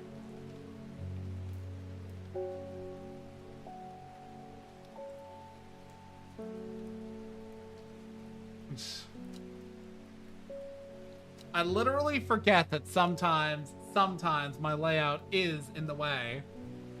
I need to actually, like, do more of a layout, you know, like other people have, like Bo has.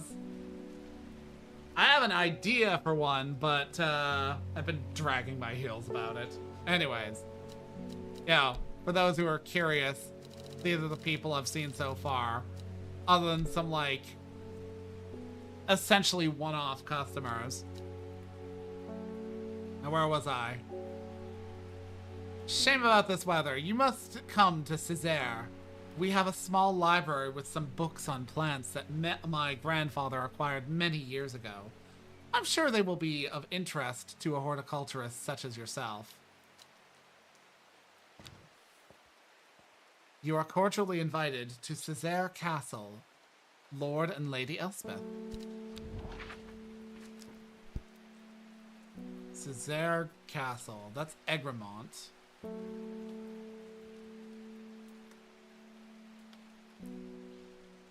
There it is. I am greeted enthusiastically by Lady Elspeth herself. She is very talkative and has many questions on horticulture that I do my best to answer as she takes me on a tour of the gardens. Oh, you must take a sample of this back with you, she exclaimed, pointing out a plant that I do not recognize. But before I can stop to take a look, she has already whisked me on to the next, and this one too, she says. I'm quite exhausted by the time we by the time we make it to the library, and I don't have time to make as thorough a study as I would like. Nevertheless, I am able to find an interesting entry that I write a note down. Don't forget these, Lady Elspeth cries as I make to leave. She thrusts the plants from the gardens into my hands, and I thank her warmly. Fever Kiss, which she just gave me. Actually, she did not just give me. The red berries provide an energy boost that lasts several hours. The leaves are pale in color. Ooh, pretty. Okay, get that out of the way. This is Witch Fig. No, wait, no. This is Fever Kiss.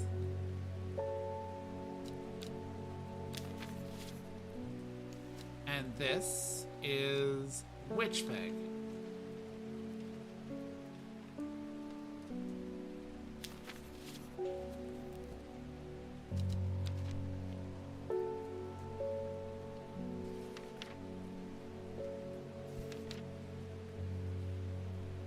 Similar leaves to the Fever Kiss.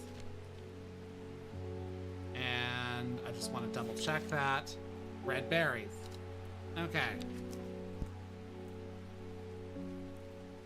What's this say? The leaves seem to have a mind of their own. Got nothing on that just yet. Francis Aberton. I'm looking for a plant with yellow flowers and coarse leaves. It helps with my heartburn. Ah, yes. Heart-based stuff. I believe it was Gandhi root, which I have already identified.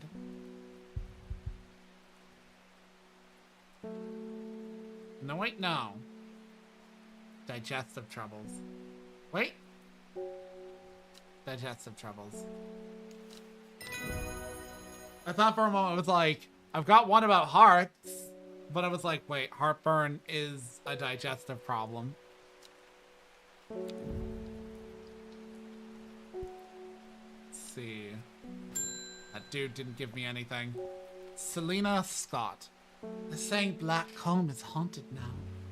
Bradley Miller told me he saw the ghost of a huge deer, antlers and all, but then Bradley Miller also says he can talk to squirrels. Either way, there's something evil in them hills, and I'm not taking any chances. Awful what happened to that poor young man up at Swinside. I've come for some stinking mount cap. Let's see. Stinking mount cap. Did I not? Stinking mount cap. Did I ever?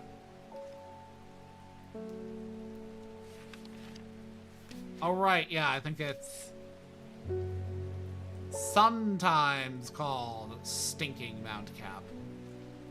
Bashoo. Boosh. Book entry. Henchuck. The fruit of the henchuck can have a startling effect on memory. Even a small dose can result in short-term memory loss, but in large amounts, it has been known to cause severe amnesia. The tuberous bulb has an unusual structure growing in bursts that give it a striped appearance when cut. When the outer layer hardens and turns blue, it is ready to harvest. Tuberous bulb. Fruit of the henchuck. Got a bulb. Oh, there it is.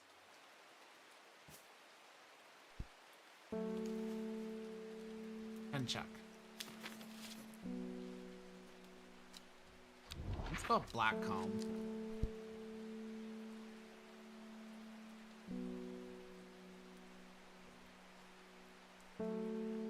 Black barrow.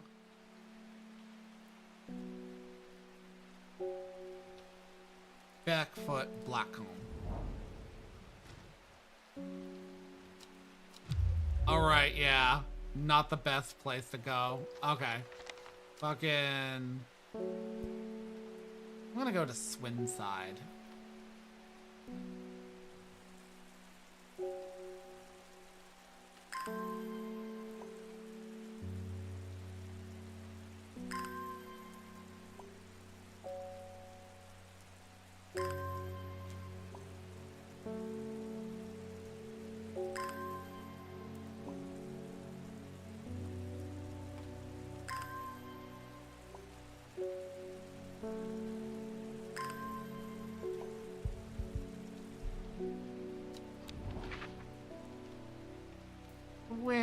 Side.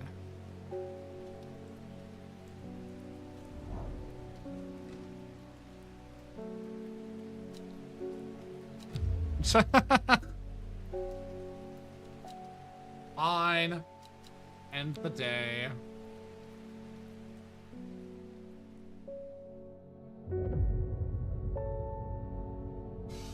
At 15, her mother, strong, dependable, and loving, was struck down by typhoid. The girl drew inward as her father turned to drink. I wonder, who could that be? Who could that be? She lives alone in the castle to the northwest of the abbey. She buried her husband 3 miles to the east, where the Everheart grows.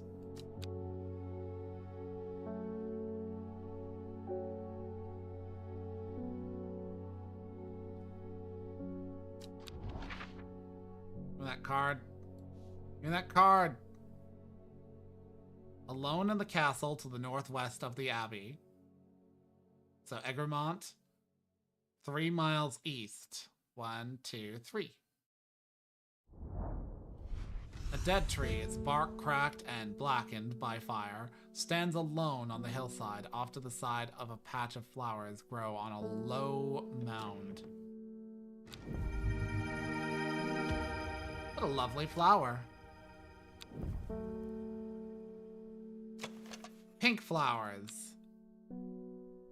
immensely descriptive. But also winding vines. I don't have anything on that just yet. Face Swift. I must thank you. Last night, for the first time in weeks, my mind is calm. I am no longer tormented by visions of the woman in the jade mask and that terrible monster.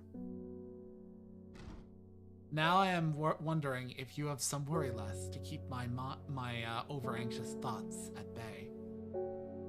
Worry less. I believe that was this one. You.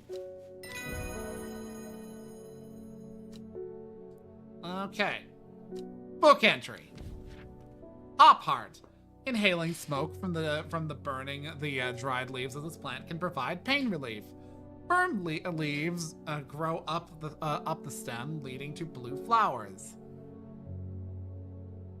I believe that is the flower shape, a cross pattern with a kind of bulbous base. Firm leaves, Hop Heart, you.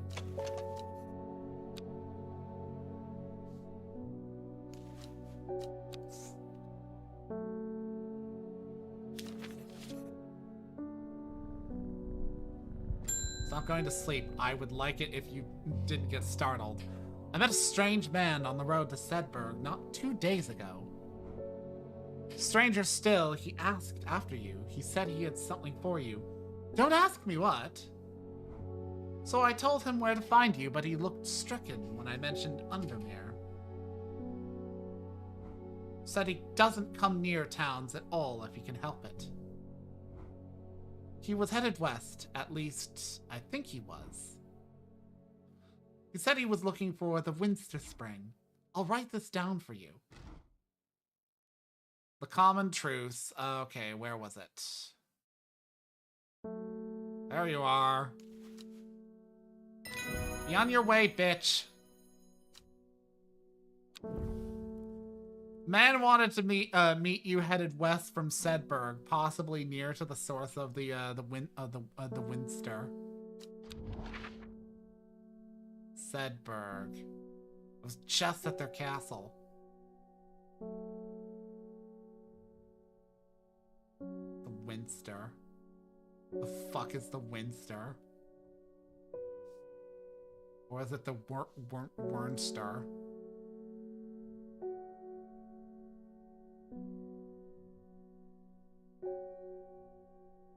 Okay, now I'm going to have to look around for the word Winster.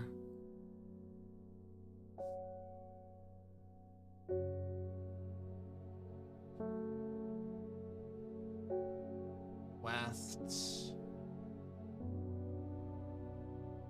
The River Winster. Gilpin. Kent. Winster. Okay, there it is.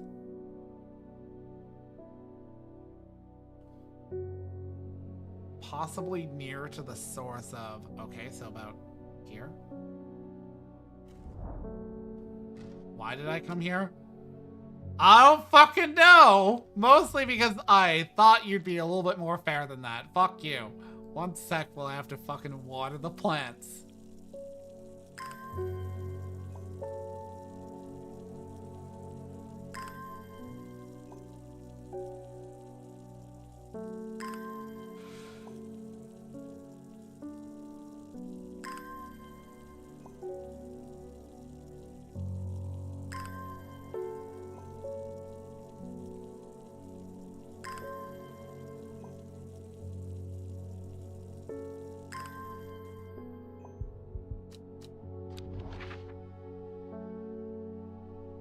Okay, is that berg right here? Maybe. The Hermit's Camp is easy to find, nestled between 2 boulders above the spring. The cooled remains of a fire ringed by stones is the immediate sign that anyone was here. I call out, but there is no reply. The Hermit is not here. A more thorough search of the campsite yields something interesting. Tucked off to one side, I discover some broken pieces of wood. Down 2 over 3. Okay, so 1, 2. 1, 2, 3.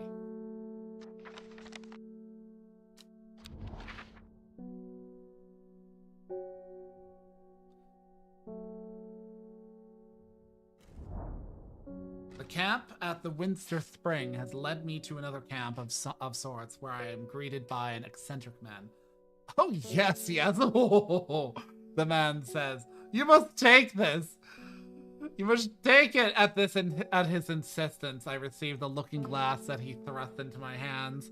He places an envelope delicately on top. Oh, it's no use to me anymore. Oh, no use. Don't forget the red. The red. Oh, Ebony. I am sure that he is quite mad.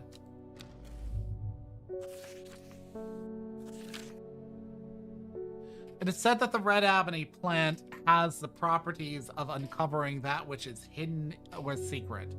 I have perfected a device designed to use extract from the plant in concert with a viewing window in order to permit the user to see magics otherwise invisible to the naked eye.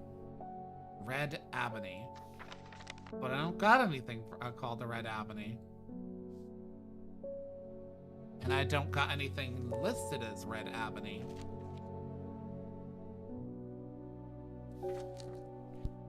Okay, you go here somewheres.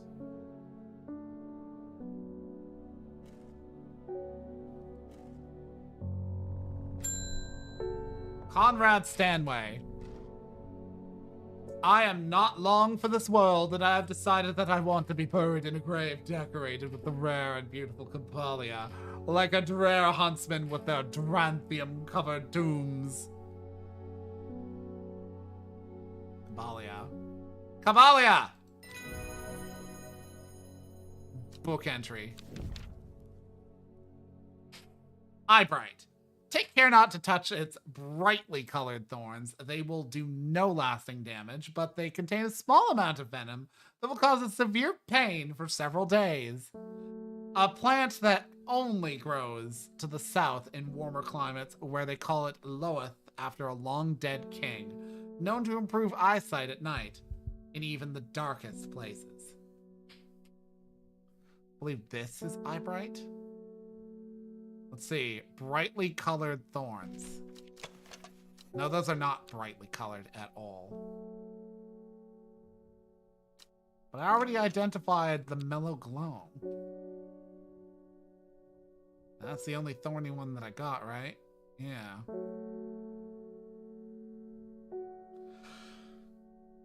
Moving on. Ugh. Wait, no. No, go back. Go in here. Clues. Your reputation is growing, horticulturist. I hear you are the person to come to for plants that are difficult to acquire. My head feels like it is being torn in two lately. I'm looking for some hop heart. Well, I know that I've got hop heart. I'm just curious. Hop heart. Pain relief. Okay. That was you. Book entry. Copper Caledonia. This plant has a rejuvenation effect, but most who have tried to benefit from its properties have come to realize that it is a curse, not a blessing. Though you may appear young, you will quickly become more frail and brittle. The red patches that are often seen growing on it are, in fact, a type of fungus themselves and not part of the plant. Copper Caledonia. This. Mr. Cursed.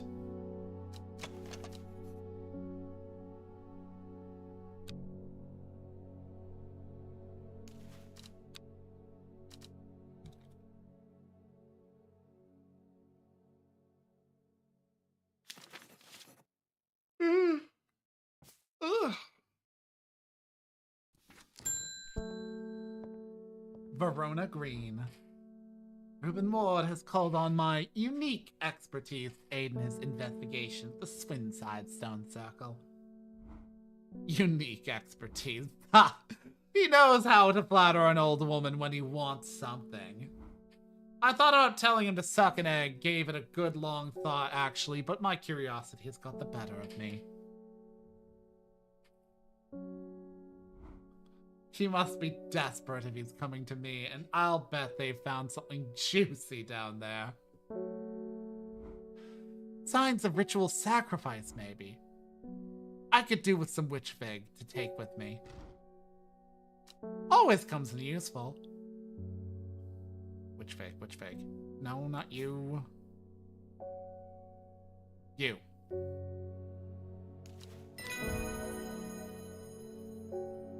Book entry!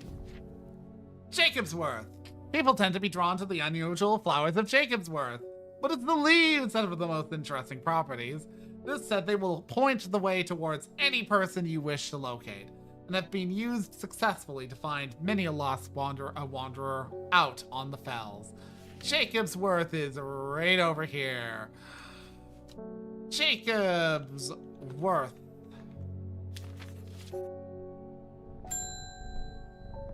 It's your bitch ass. I never see anybody in your shop. It's a daily surprise to me that you're still in business. Believe me, I wouldn't be in here if I didn't have to be, especially with that damn cat still here.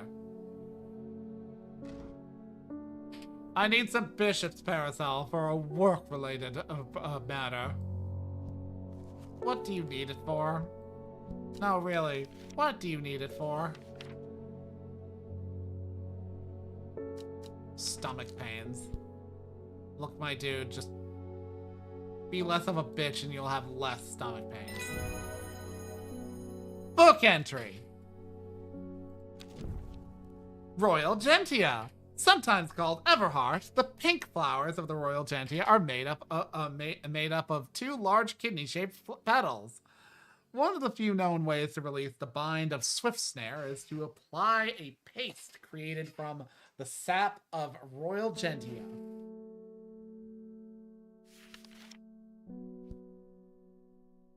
Pink flowers.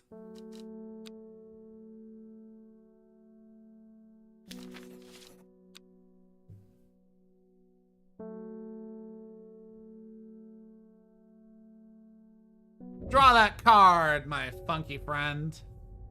The old man of Coniston looks out across the lake with blind eyes.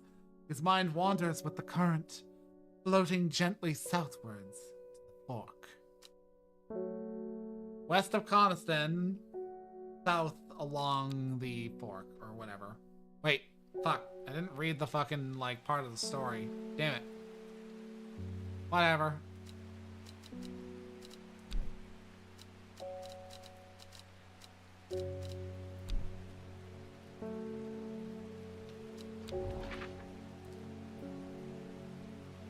Coniston, Baker's man.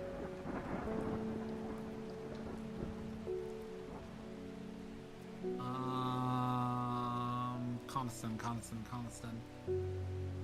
Across the lake, across a lake.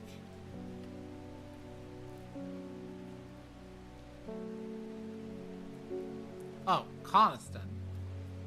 The old man of Coniston looks out across the lake with... Okay.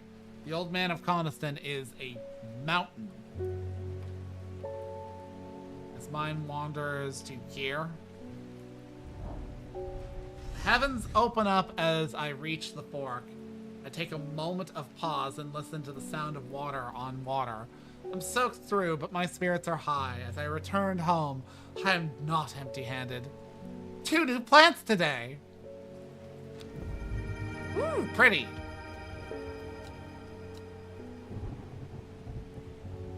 Okay, if memory serves, the book actually just gives you, like, an image of these, but these. Dark purple flowers. That's not particularly helpful. I think I already identified Mikdu, but I've also identified Aguria. Candlewood, truce.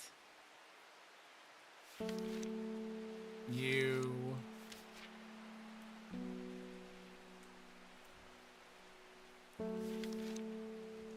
Fox button. Offering a fox button. Consider already identified. Already know. Already know. Already identified. Mikdu. I mean, that could easily describe that, but it says made up of many smaller flowers and florets. Whereas these are positioned more individually along the branch.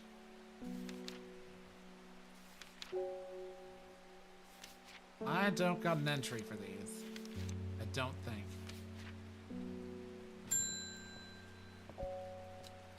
Eleanor Bramer. The insects make the salt marshes uninhabitable. People stay away and not much grows there, but I know where to find an unusual plant. I have drawn a map in case you decide it's worth your time. Like the note.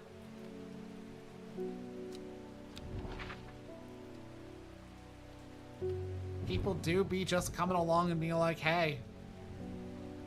Hey. Okay, so... about here-ish.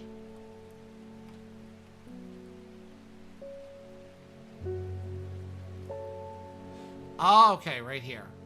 So, about here. What do you fucking mean nothing here? Eat my ass. Fine, I'll water the plants.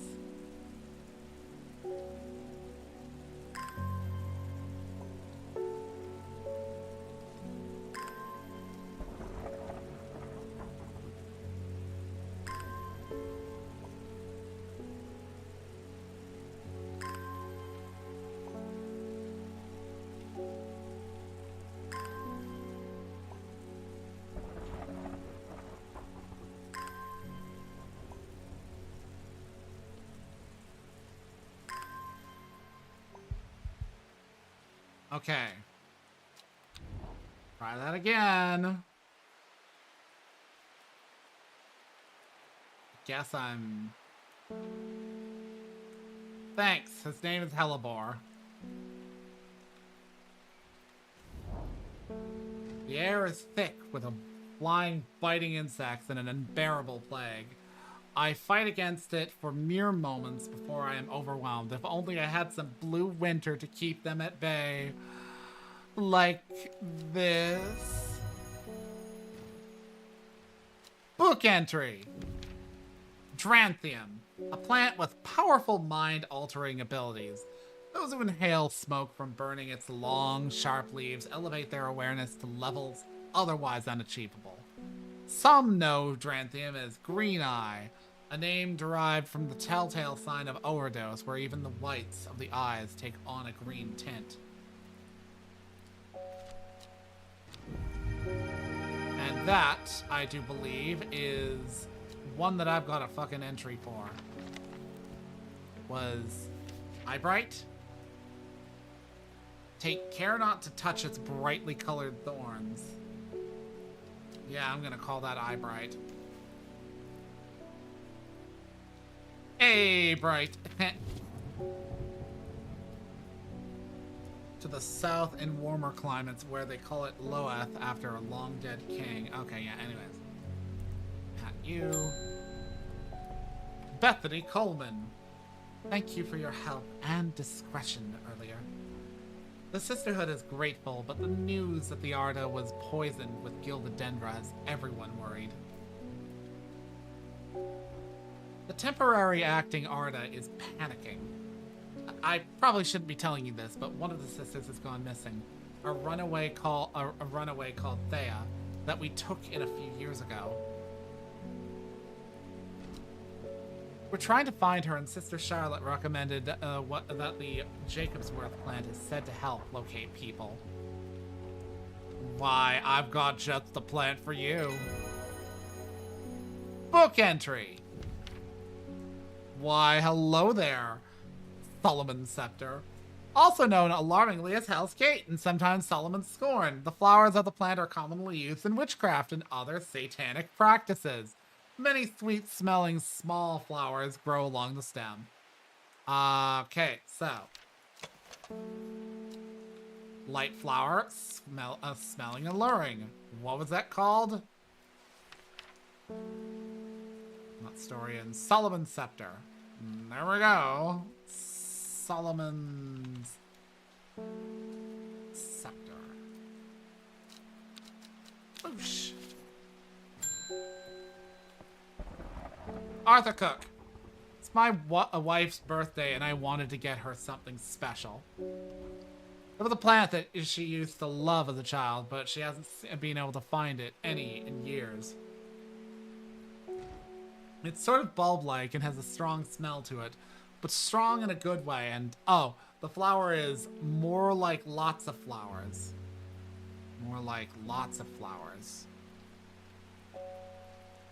Bulb-like, lots of flowers.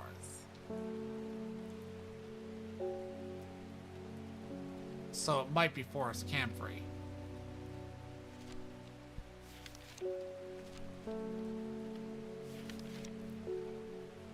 Wrong has a powerful soporific effect, making it so it might well be this.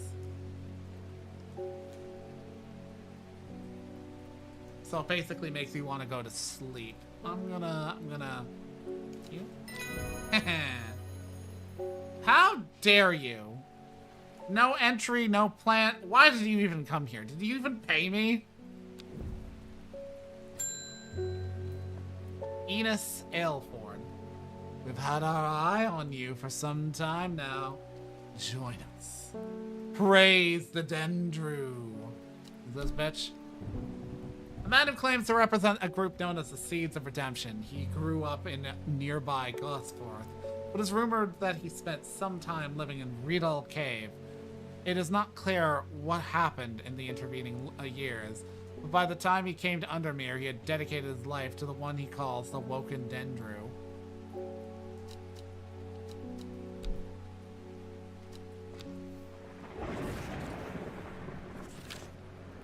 I represent a group called the Seeds of Redemption. Your expertise would be very useful to us, and we have much to offer in return. Let us know we can count on you by leaving a single St. John's poppy flower outside the Sad Gill Church before Friday. Do not make the mistake of ignoring us. Praise the Dendru. Oh, whatever. Sad Gill Church, may as well.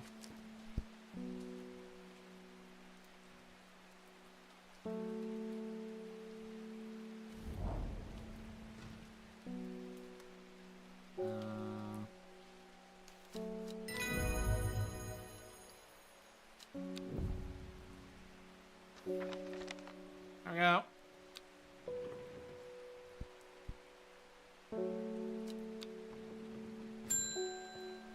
Veronica Green.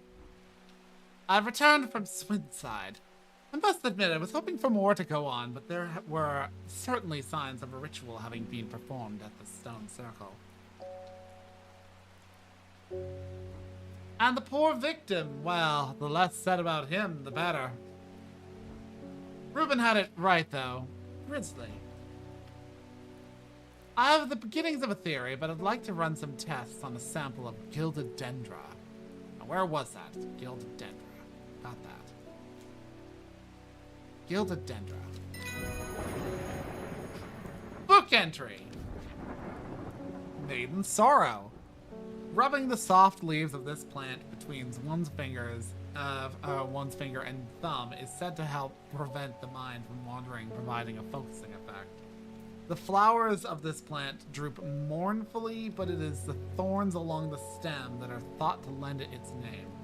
So, thorny stem, drooping flower, soft leaves.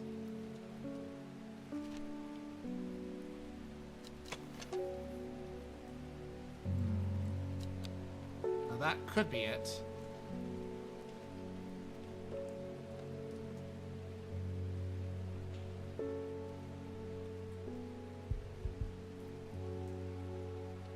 I'll put that into my head as Maiden Sorrow question mark.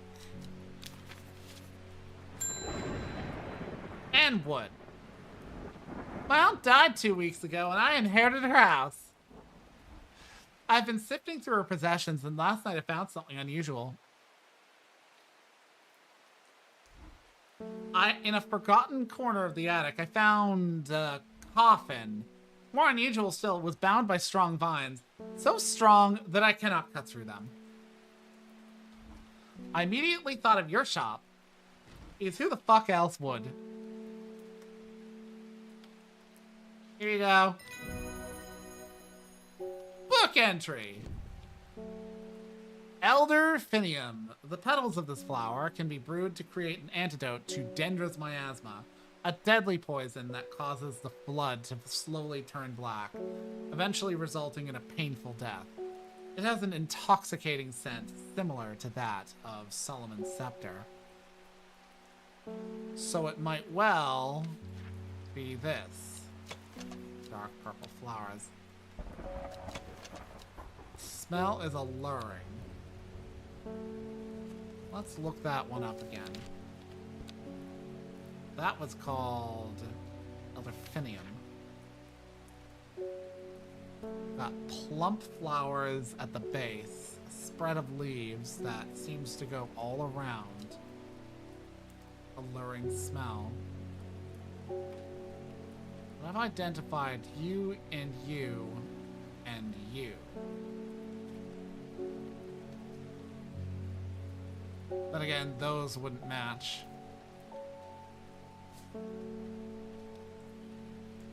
Is it these? I'm gonna suggest that that's Elderfinium for a bit. For a little bit.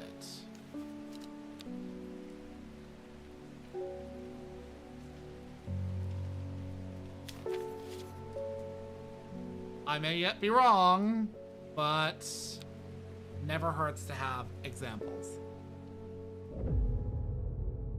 5 miles south of the tallest, but one. It grows in peace in the midday sun. Okay, what was last week? Yesterday's. Not long after the girl left home, her father wept, but he was so caught up in his own grief that he let her go and did not look for her. Before she left, she returned to her hiding place and carefully retrieved the book, her excitement building as she did. She couldn't articulate what was so alluring to her about the book, but by now it had become an obsession. So 5 miles south of the tallest but one. So, in other words, the second tallest mountain. Seafell is 978.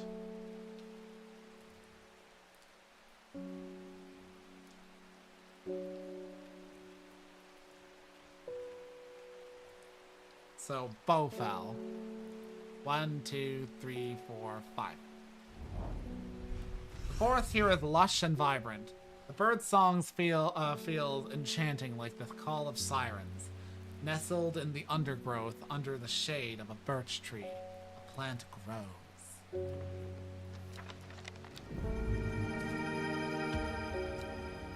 Why, hello there, big, fat, fucking, like, probably corpse-smelling plant. What do you smell like? A large blue flower with an odd protrusion.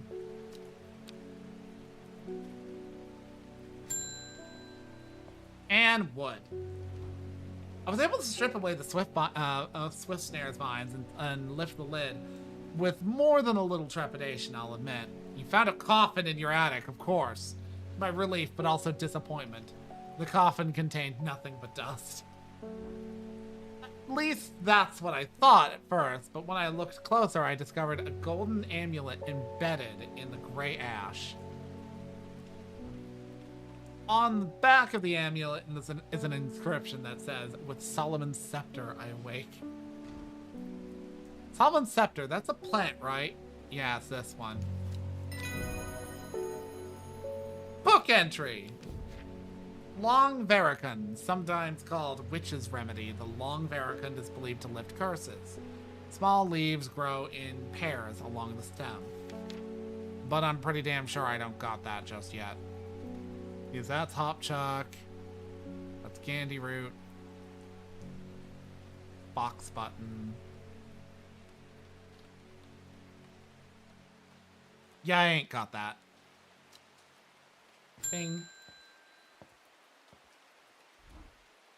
I heard a shepherd got killed by some wild beast up near the Swinside stone circle.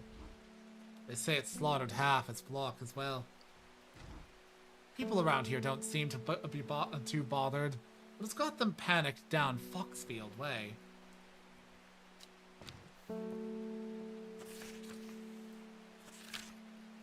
Kentmere Eye.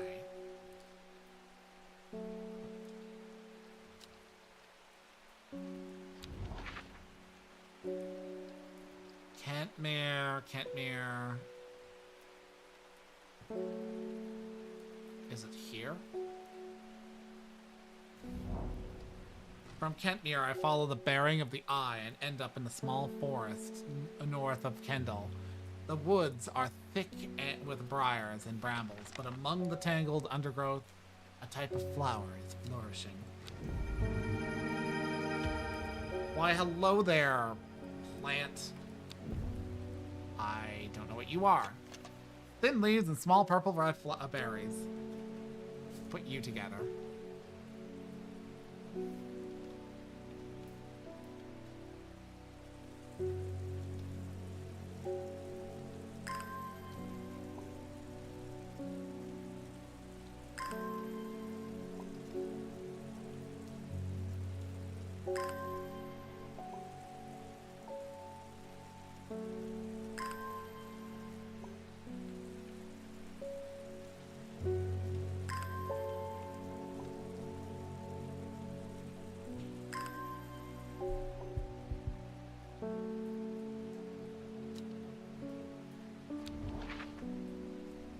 Foxfield. That was a place he mentioned. Boosh. Simple and welcoming. I'm tempted to pay a brief visit to who is a brewer. In the end, I decide not to. Plenty to be doing back at the shop.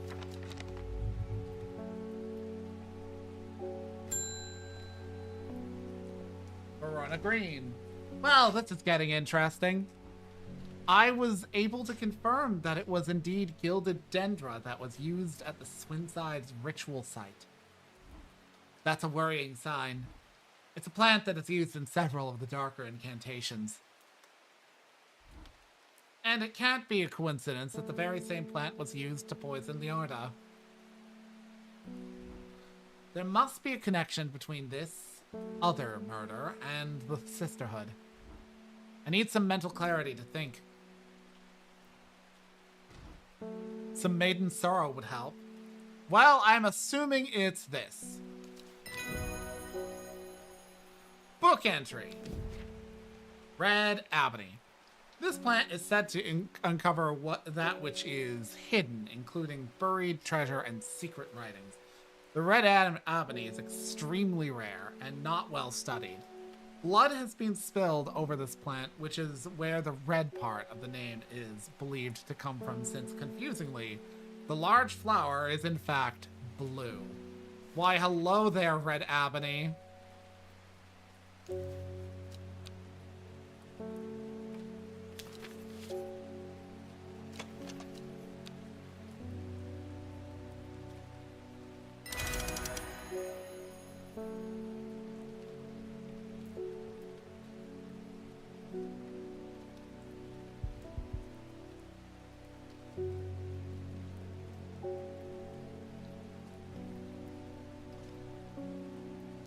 Okay.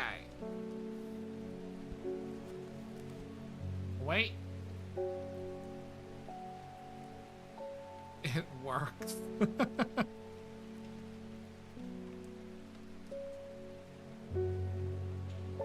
How about...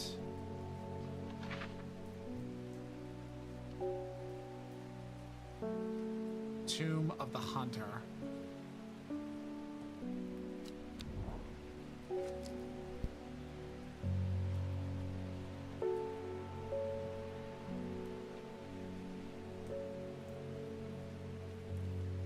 Great Gable. Don't you dare do that to me. Okay, was it southeast of Great Gable then? The Great Oak. Oh, okay, yeah. I cannot interpret obvious cues.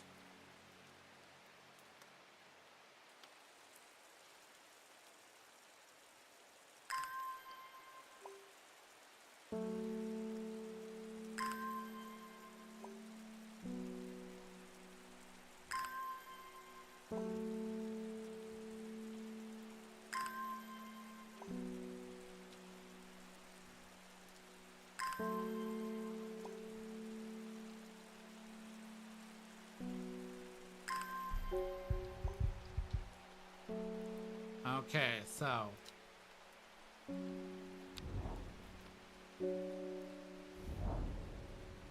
the memorial bears the name Swaif Prior. It stirs a memory. He was one of the Drare.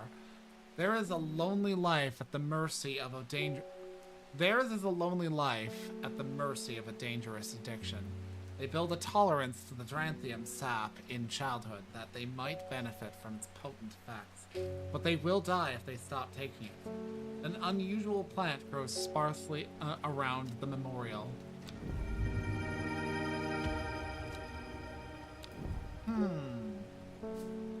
Have I identified Dranthium?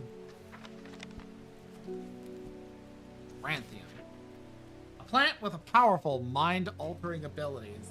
Those who inhale smoke from its... Some know Dranthium as a green eye, a name derived from the telltale signs of overdose, or even the whites. Long, sharp leaves. Long, thin leaves that bear surprisingly sharp edges. Yeah, that's Dranthium.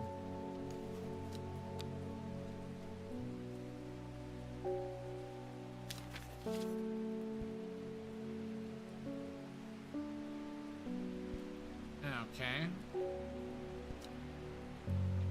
No, don't move that. Put that over here.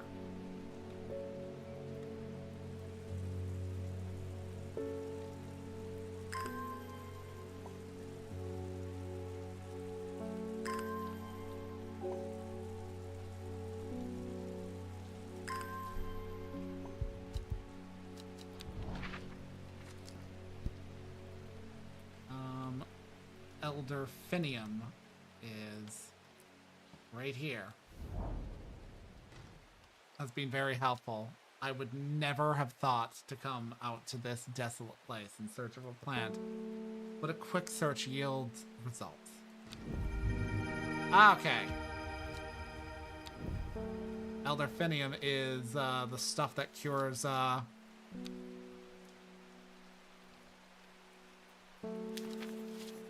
gilded dendra poison.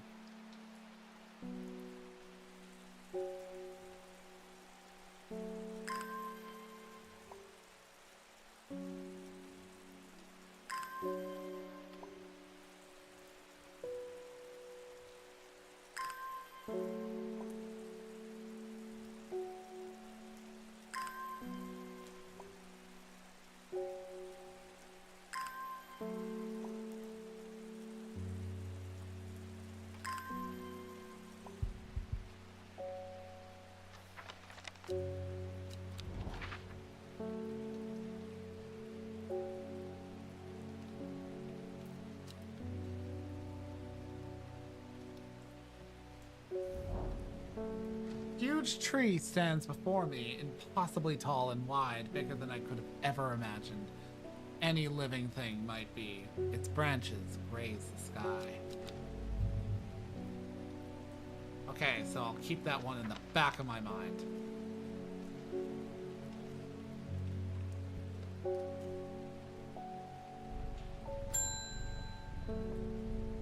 Reuben sandwich! It looks like I'm going to have to make a trip to Black Cove. Brona noticed something at the Swinside side that's had me pondering. A piece of slate with a symbol drawn on it in black. Can't think of anywhere else around there where you'd get slate from. That and Bradley Miller keeps insisting that he saw something up at Black Comb. But then again, Bradley Miller does claim that Fairy stole his wheelbarrow. If I'm going to spend a night out in the hills, I'll want some eyebright. Wouldn't want anyone sneaking up on me in the dark. There you go. Book entry. Wild Coal. Why, hello there, Wild Coal. Right there with the purple berries are recommended by physicians in place of a hair of the dog mentality as a tonic for those suffering the effects of having drunk too much the night before. There are some who consider Wild Coal a sacred plant, perhaps owing to its rarity, and claim that it is bad luck to pick the berries from it.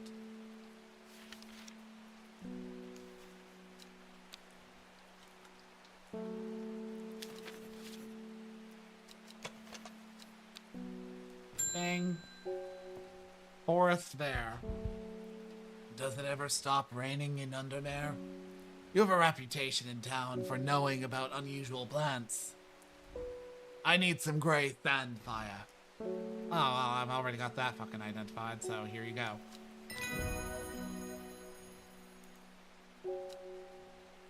Book entry. Ember Soul.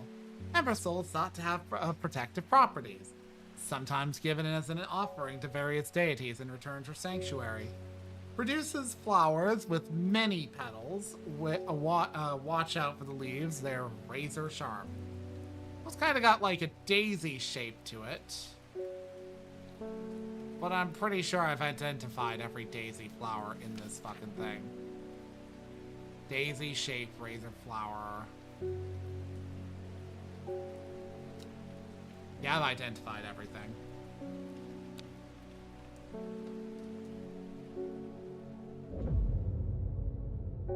Lowick to Ilgil Head. Foxfield to Crinkle Crags. What? Okay. At first, she felt free, but it wasn't long before the reality of her situation began to take its toll. She stole food when she was hungry and slept in makeshift shelters, not knowing where she was going, not caring. Eventually, she made her way to the Grisdale Forest. Okay, so Friday. Gotta get down on Friday. Explore. Lowick to Ilgil. So Lowick. Lowick is here. And Ilgil is where?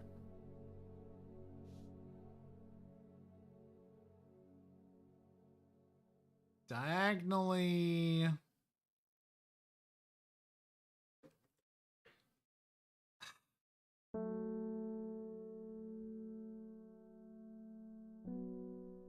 Okay. Foxfield to Crinkle Crags. Foxfield to Crinkle Crags.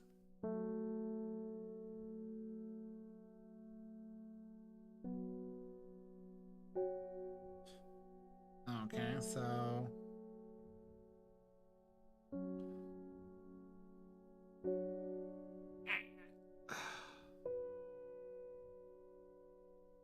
this is such an awful, like, setup because I'm pretty sure I know what they're saying. The intersection of the two, like, lines or some shit like that. But, like, come on.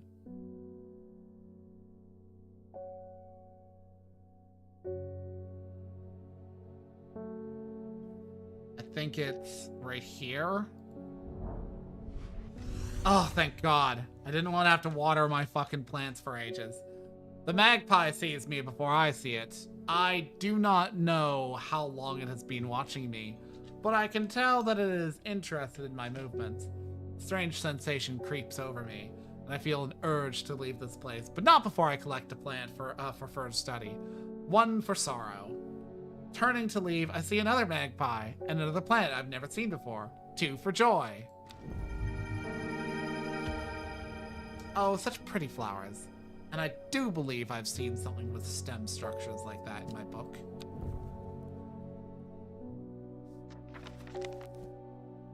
Okay, so I've identified Dranthium. I don't think I found Farmer's Worry.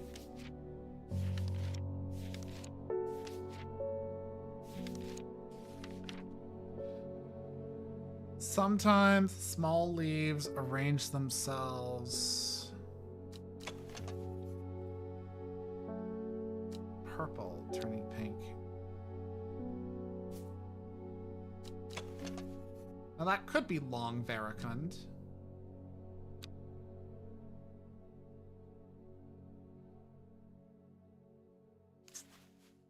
Let's call it long veracund for a moment. And I don't believe I have this one. Purple flowers with a gentle scent.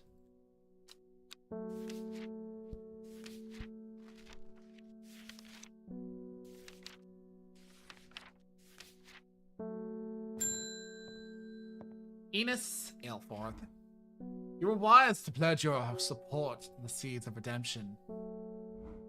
Together, we are stronger. Now that Dendru is awoken, the redemption is upon us. It is a glorious time.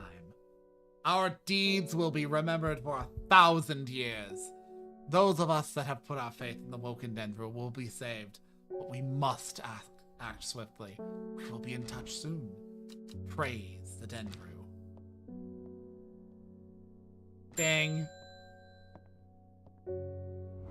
My mind is clouded, dark. I see it and it sees me. All of me. Elderfinium is the answer. It must be. Well, I already have Elderfinium, so... Where are you? I let you get disorganized.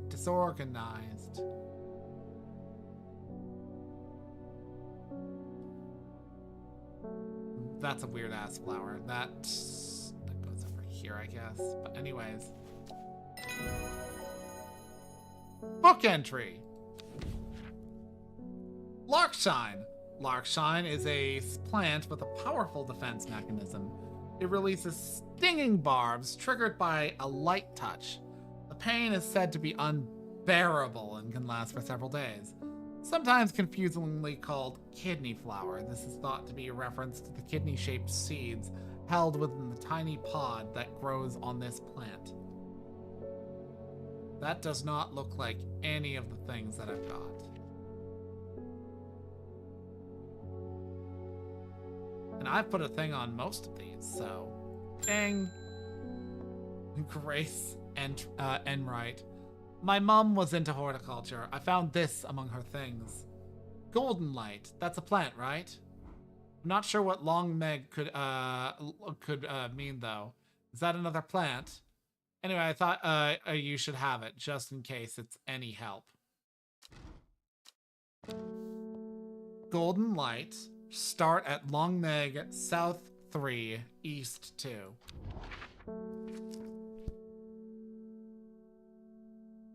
Long Meg.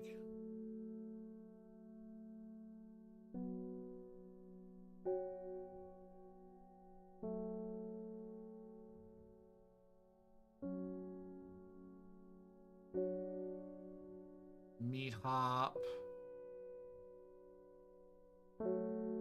Lowwood.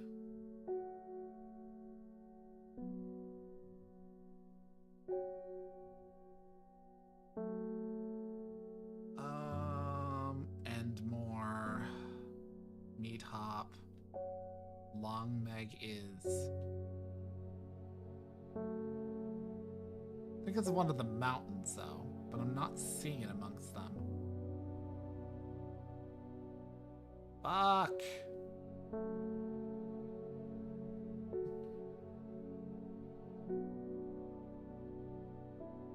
Let's go with the lakes then, if I'm not finding it.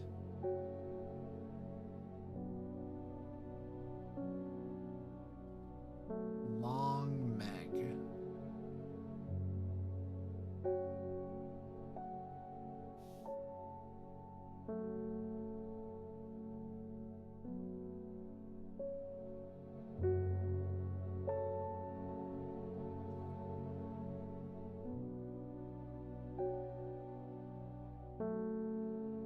River Trake. River Winster. River Kent.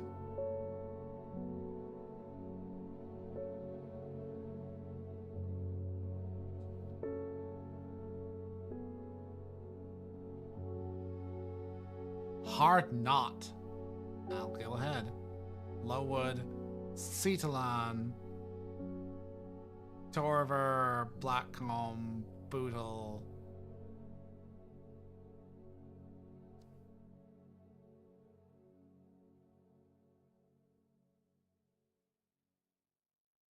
Starting to get frustrating because I cannot, for the love of God, find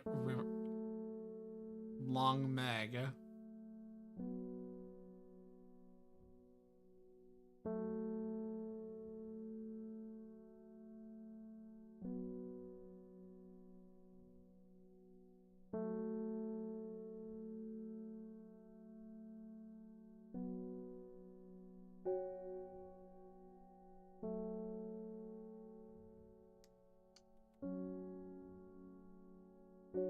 Undermere.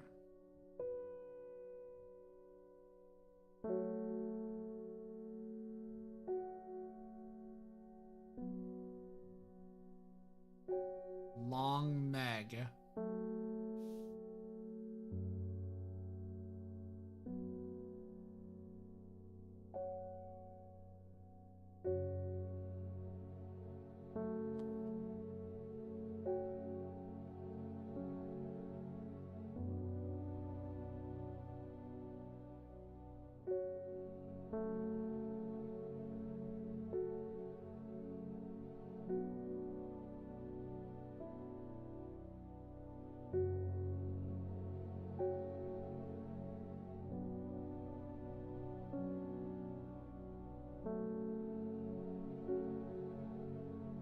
Wait.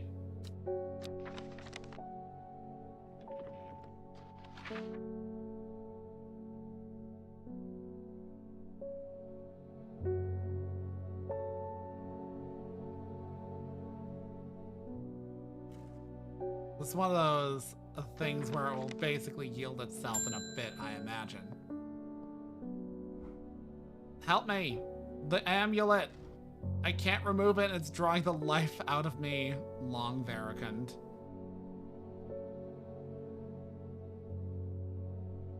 Leave you.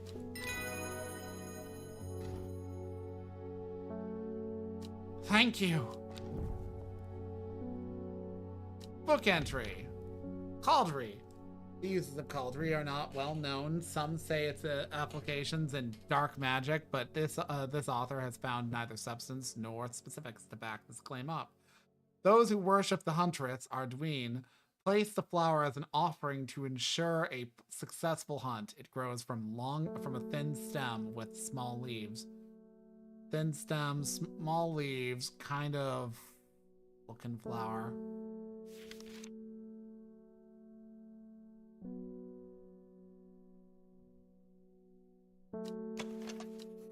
That's not it. That's been identified. That's been identified.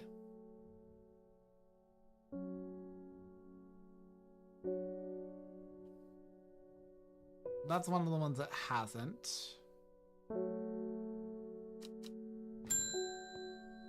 Amos Duncan. Good to see you, my friend. I've been on the road so long I've started to wonder if you were still on the other end of the letters I've been sending. I'm back in town for a few days though. I wanted to give you these before I forgot. Found them in the pocket of an overcoat that belonged to your uncle. Almost threw them away, but I thought the symbols on them might mean something to you.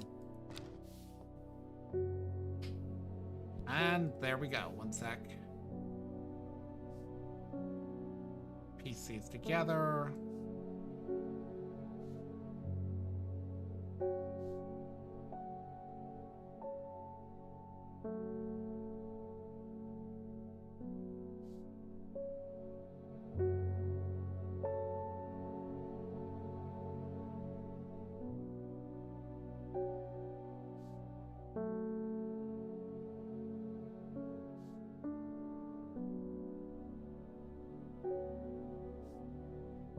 So it should be...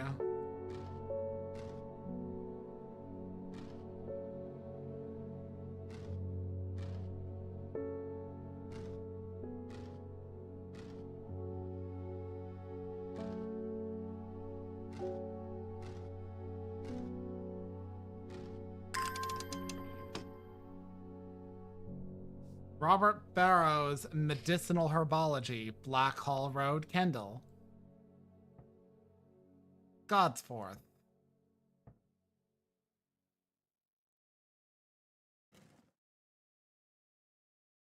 A Briar's Disc, often called a smuggler's disc, is a simple device that can be used to send coded messages. The location of a cached cargo, for example, the principle is cunningly straightforward, and the code is undecipherable to prying eyes. Both parties must be in possession of a disc of identical size with the same symbols etched around its edge and a map. To encode a location, you would then place the disc over some named point on the map nearby and note whichever symbol is pointing to the location. It may be necessary to string multiple symbols together, but you can use the method to reach any other point on the map as required. Any secret information? None. Okay, you go to there. Devil's Nitrap. This plant is known colloquially as corpse friend. If ingested as a seed, it will cause a slow agonizing death, and the plant will grow out of the body once deceased. It has a light, pleasant scent, not dissimilar to pine needles. Boiling the root in vinegar creates a tonic against fevers and poisons. Trimblehuff. The Trimblehuff is traditionally used as a decoration at weddings, as it is thought to strengthen relationships. Cross-section of the small cup-like flower, they generally point downwards to avoid filling with water and to allow easy access to pollinating insects. Okay, so...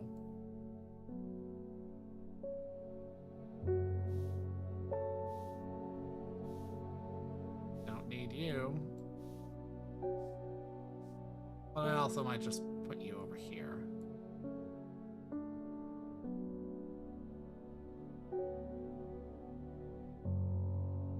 Let's go with Black Hall Road, Kendall. I find the medicinal herbology shop of Black Hall Road. I know you, says the man behind the counter. Robert Barrow, presumably you're the owner of Strange Horticulture. 2 hours later, after a lengthy... okay, it turns out Robert is a collector of certain fungi, and if I have just the thing for him. Copper Caledonia, here you go. Gave me like 3 plants. Okay, so I'm gonna start putting the unidentifieds off to the side. An overpowering, sickly sweet smell. Have I identified... Come to me. Solomon's dipshits. So Solomon... yeah, I've identified that. So, what I'm currently missing is... I've identified Aguria. I'm currently unsure of Cauldry. Dranthium, I believe I got. Devil's Nitrap is something that I haven't identified. I have identified that. I'm not sure if I have that. Pretty sure I identified this.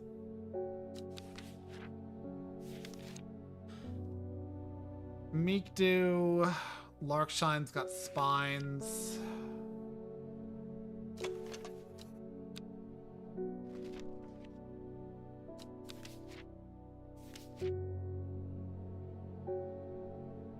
I'm pretty sure I've identified this. Trimblehuff. Neither of these are drooping down.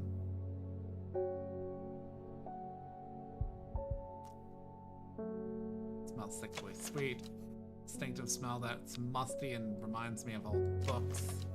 Just a purple flower. Godsforth.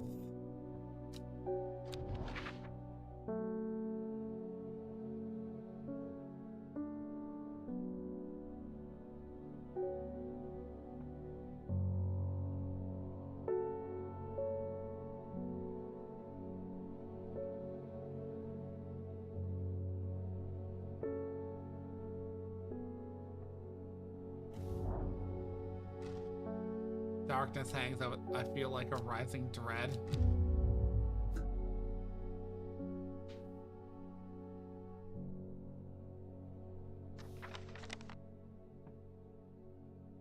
God's fur.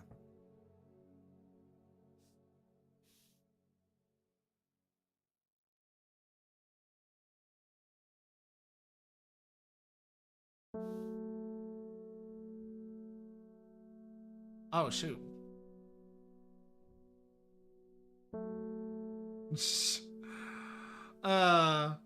Yeah. Hogwarts is not exactly the smartest place to want a fucking job. For several reasons. But anyways, let me real quick.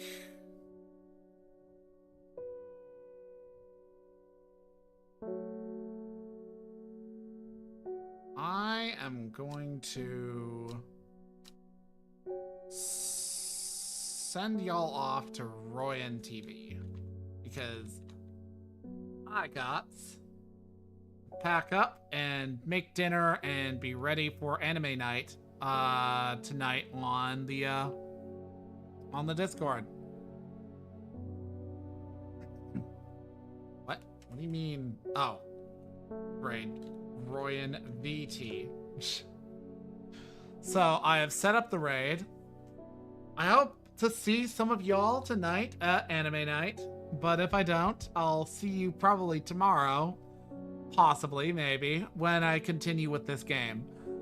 If I beat it tomorrow, I'll start up Stray, which is a separate game and a completely distinct one, but I've got plans, you know, so I shall see you when I see you, and I hope you have a good rest of the afternoon. Thank you for tuning in for my stream. I have been Paladin Ashe, and I am signing off.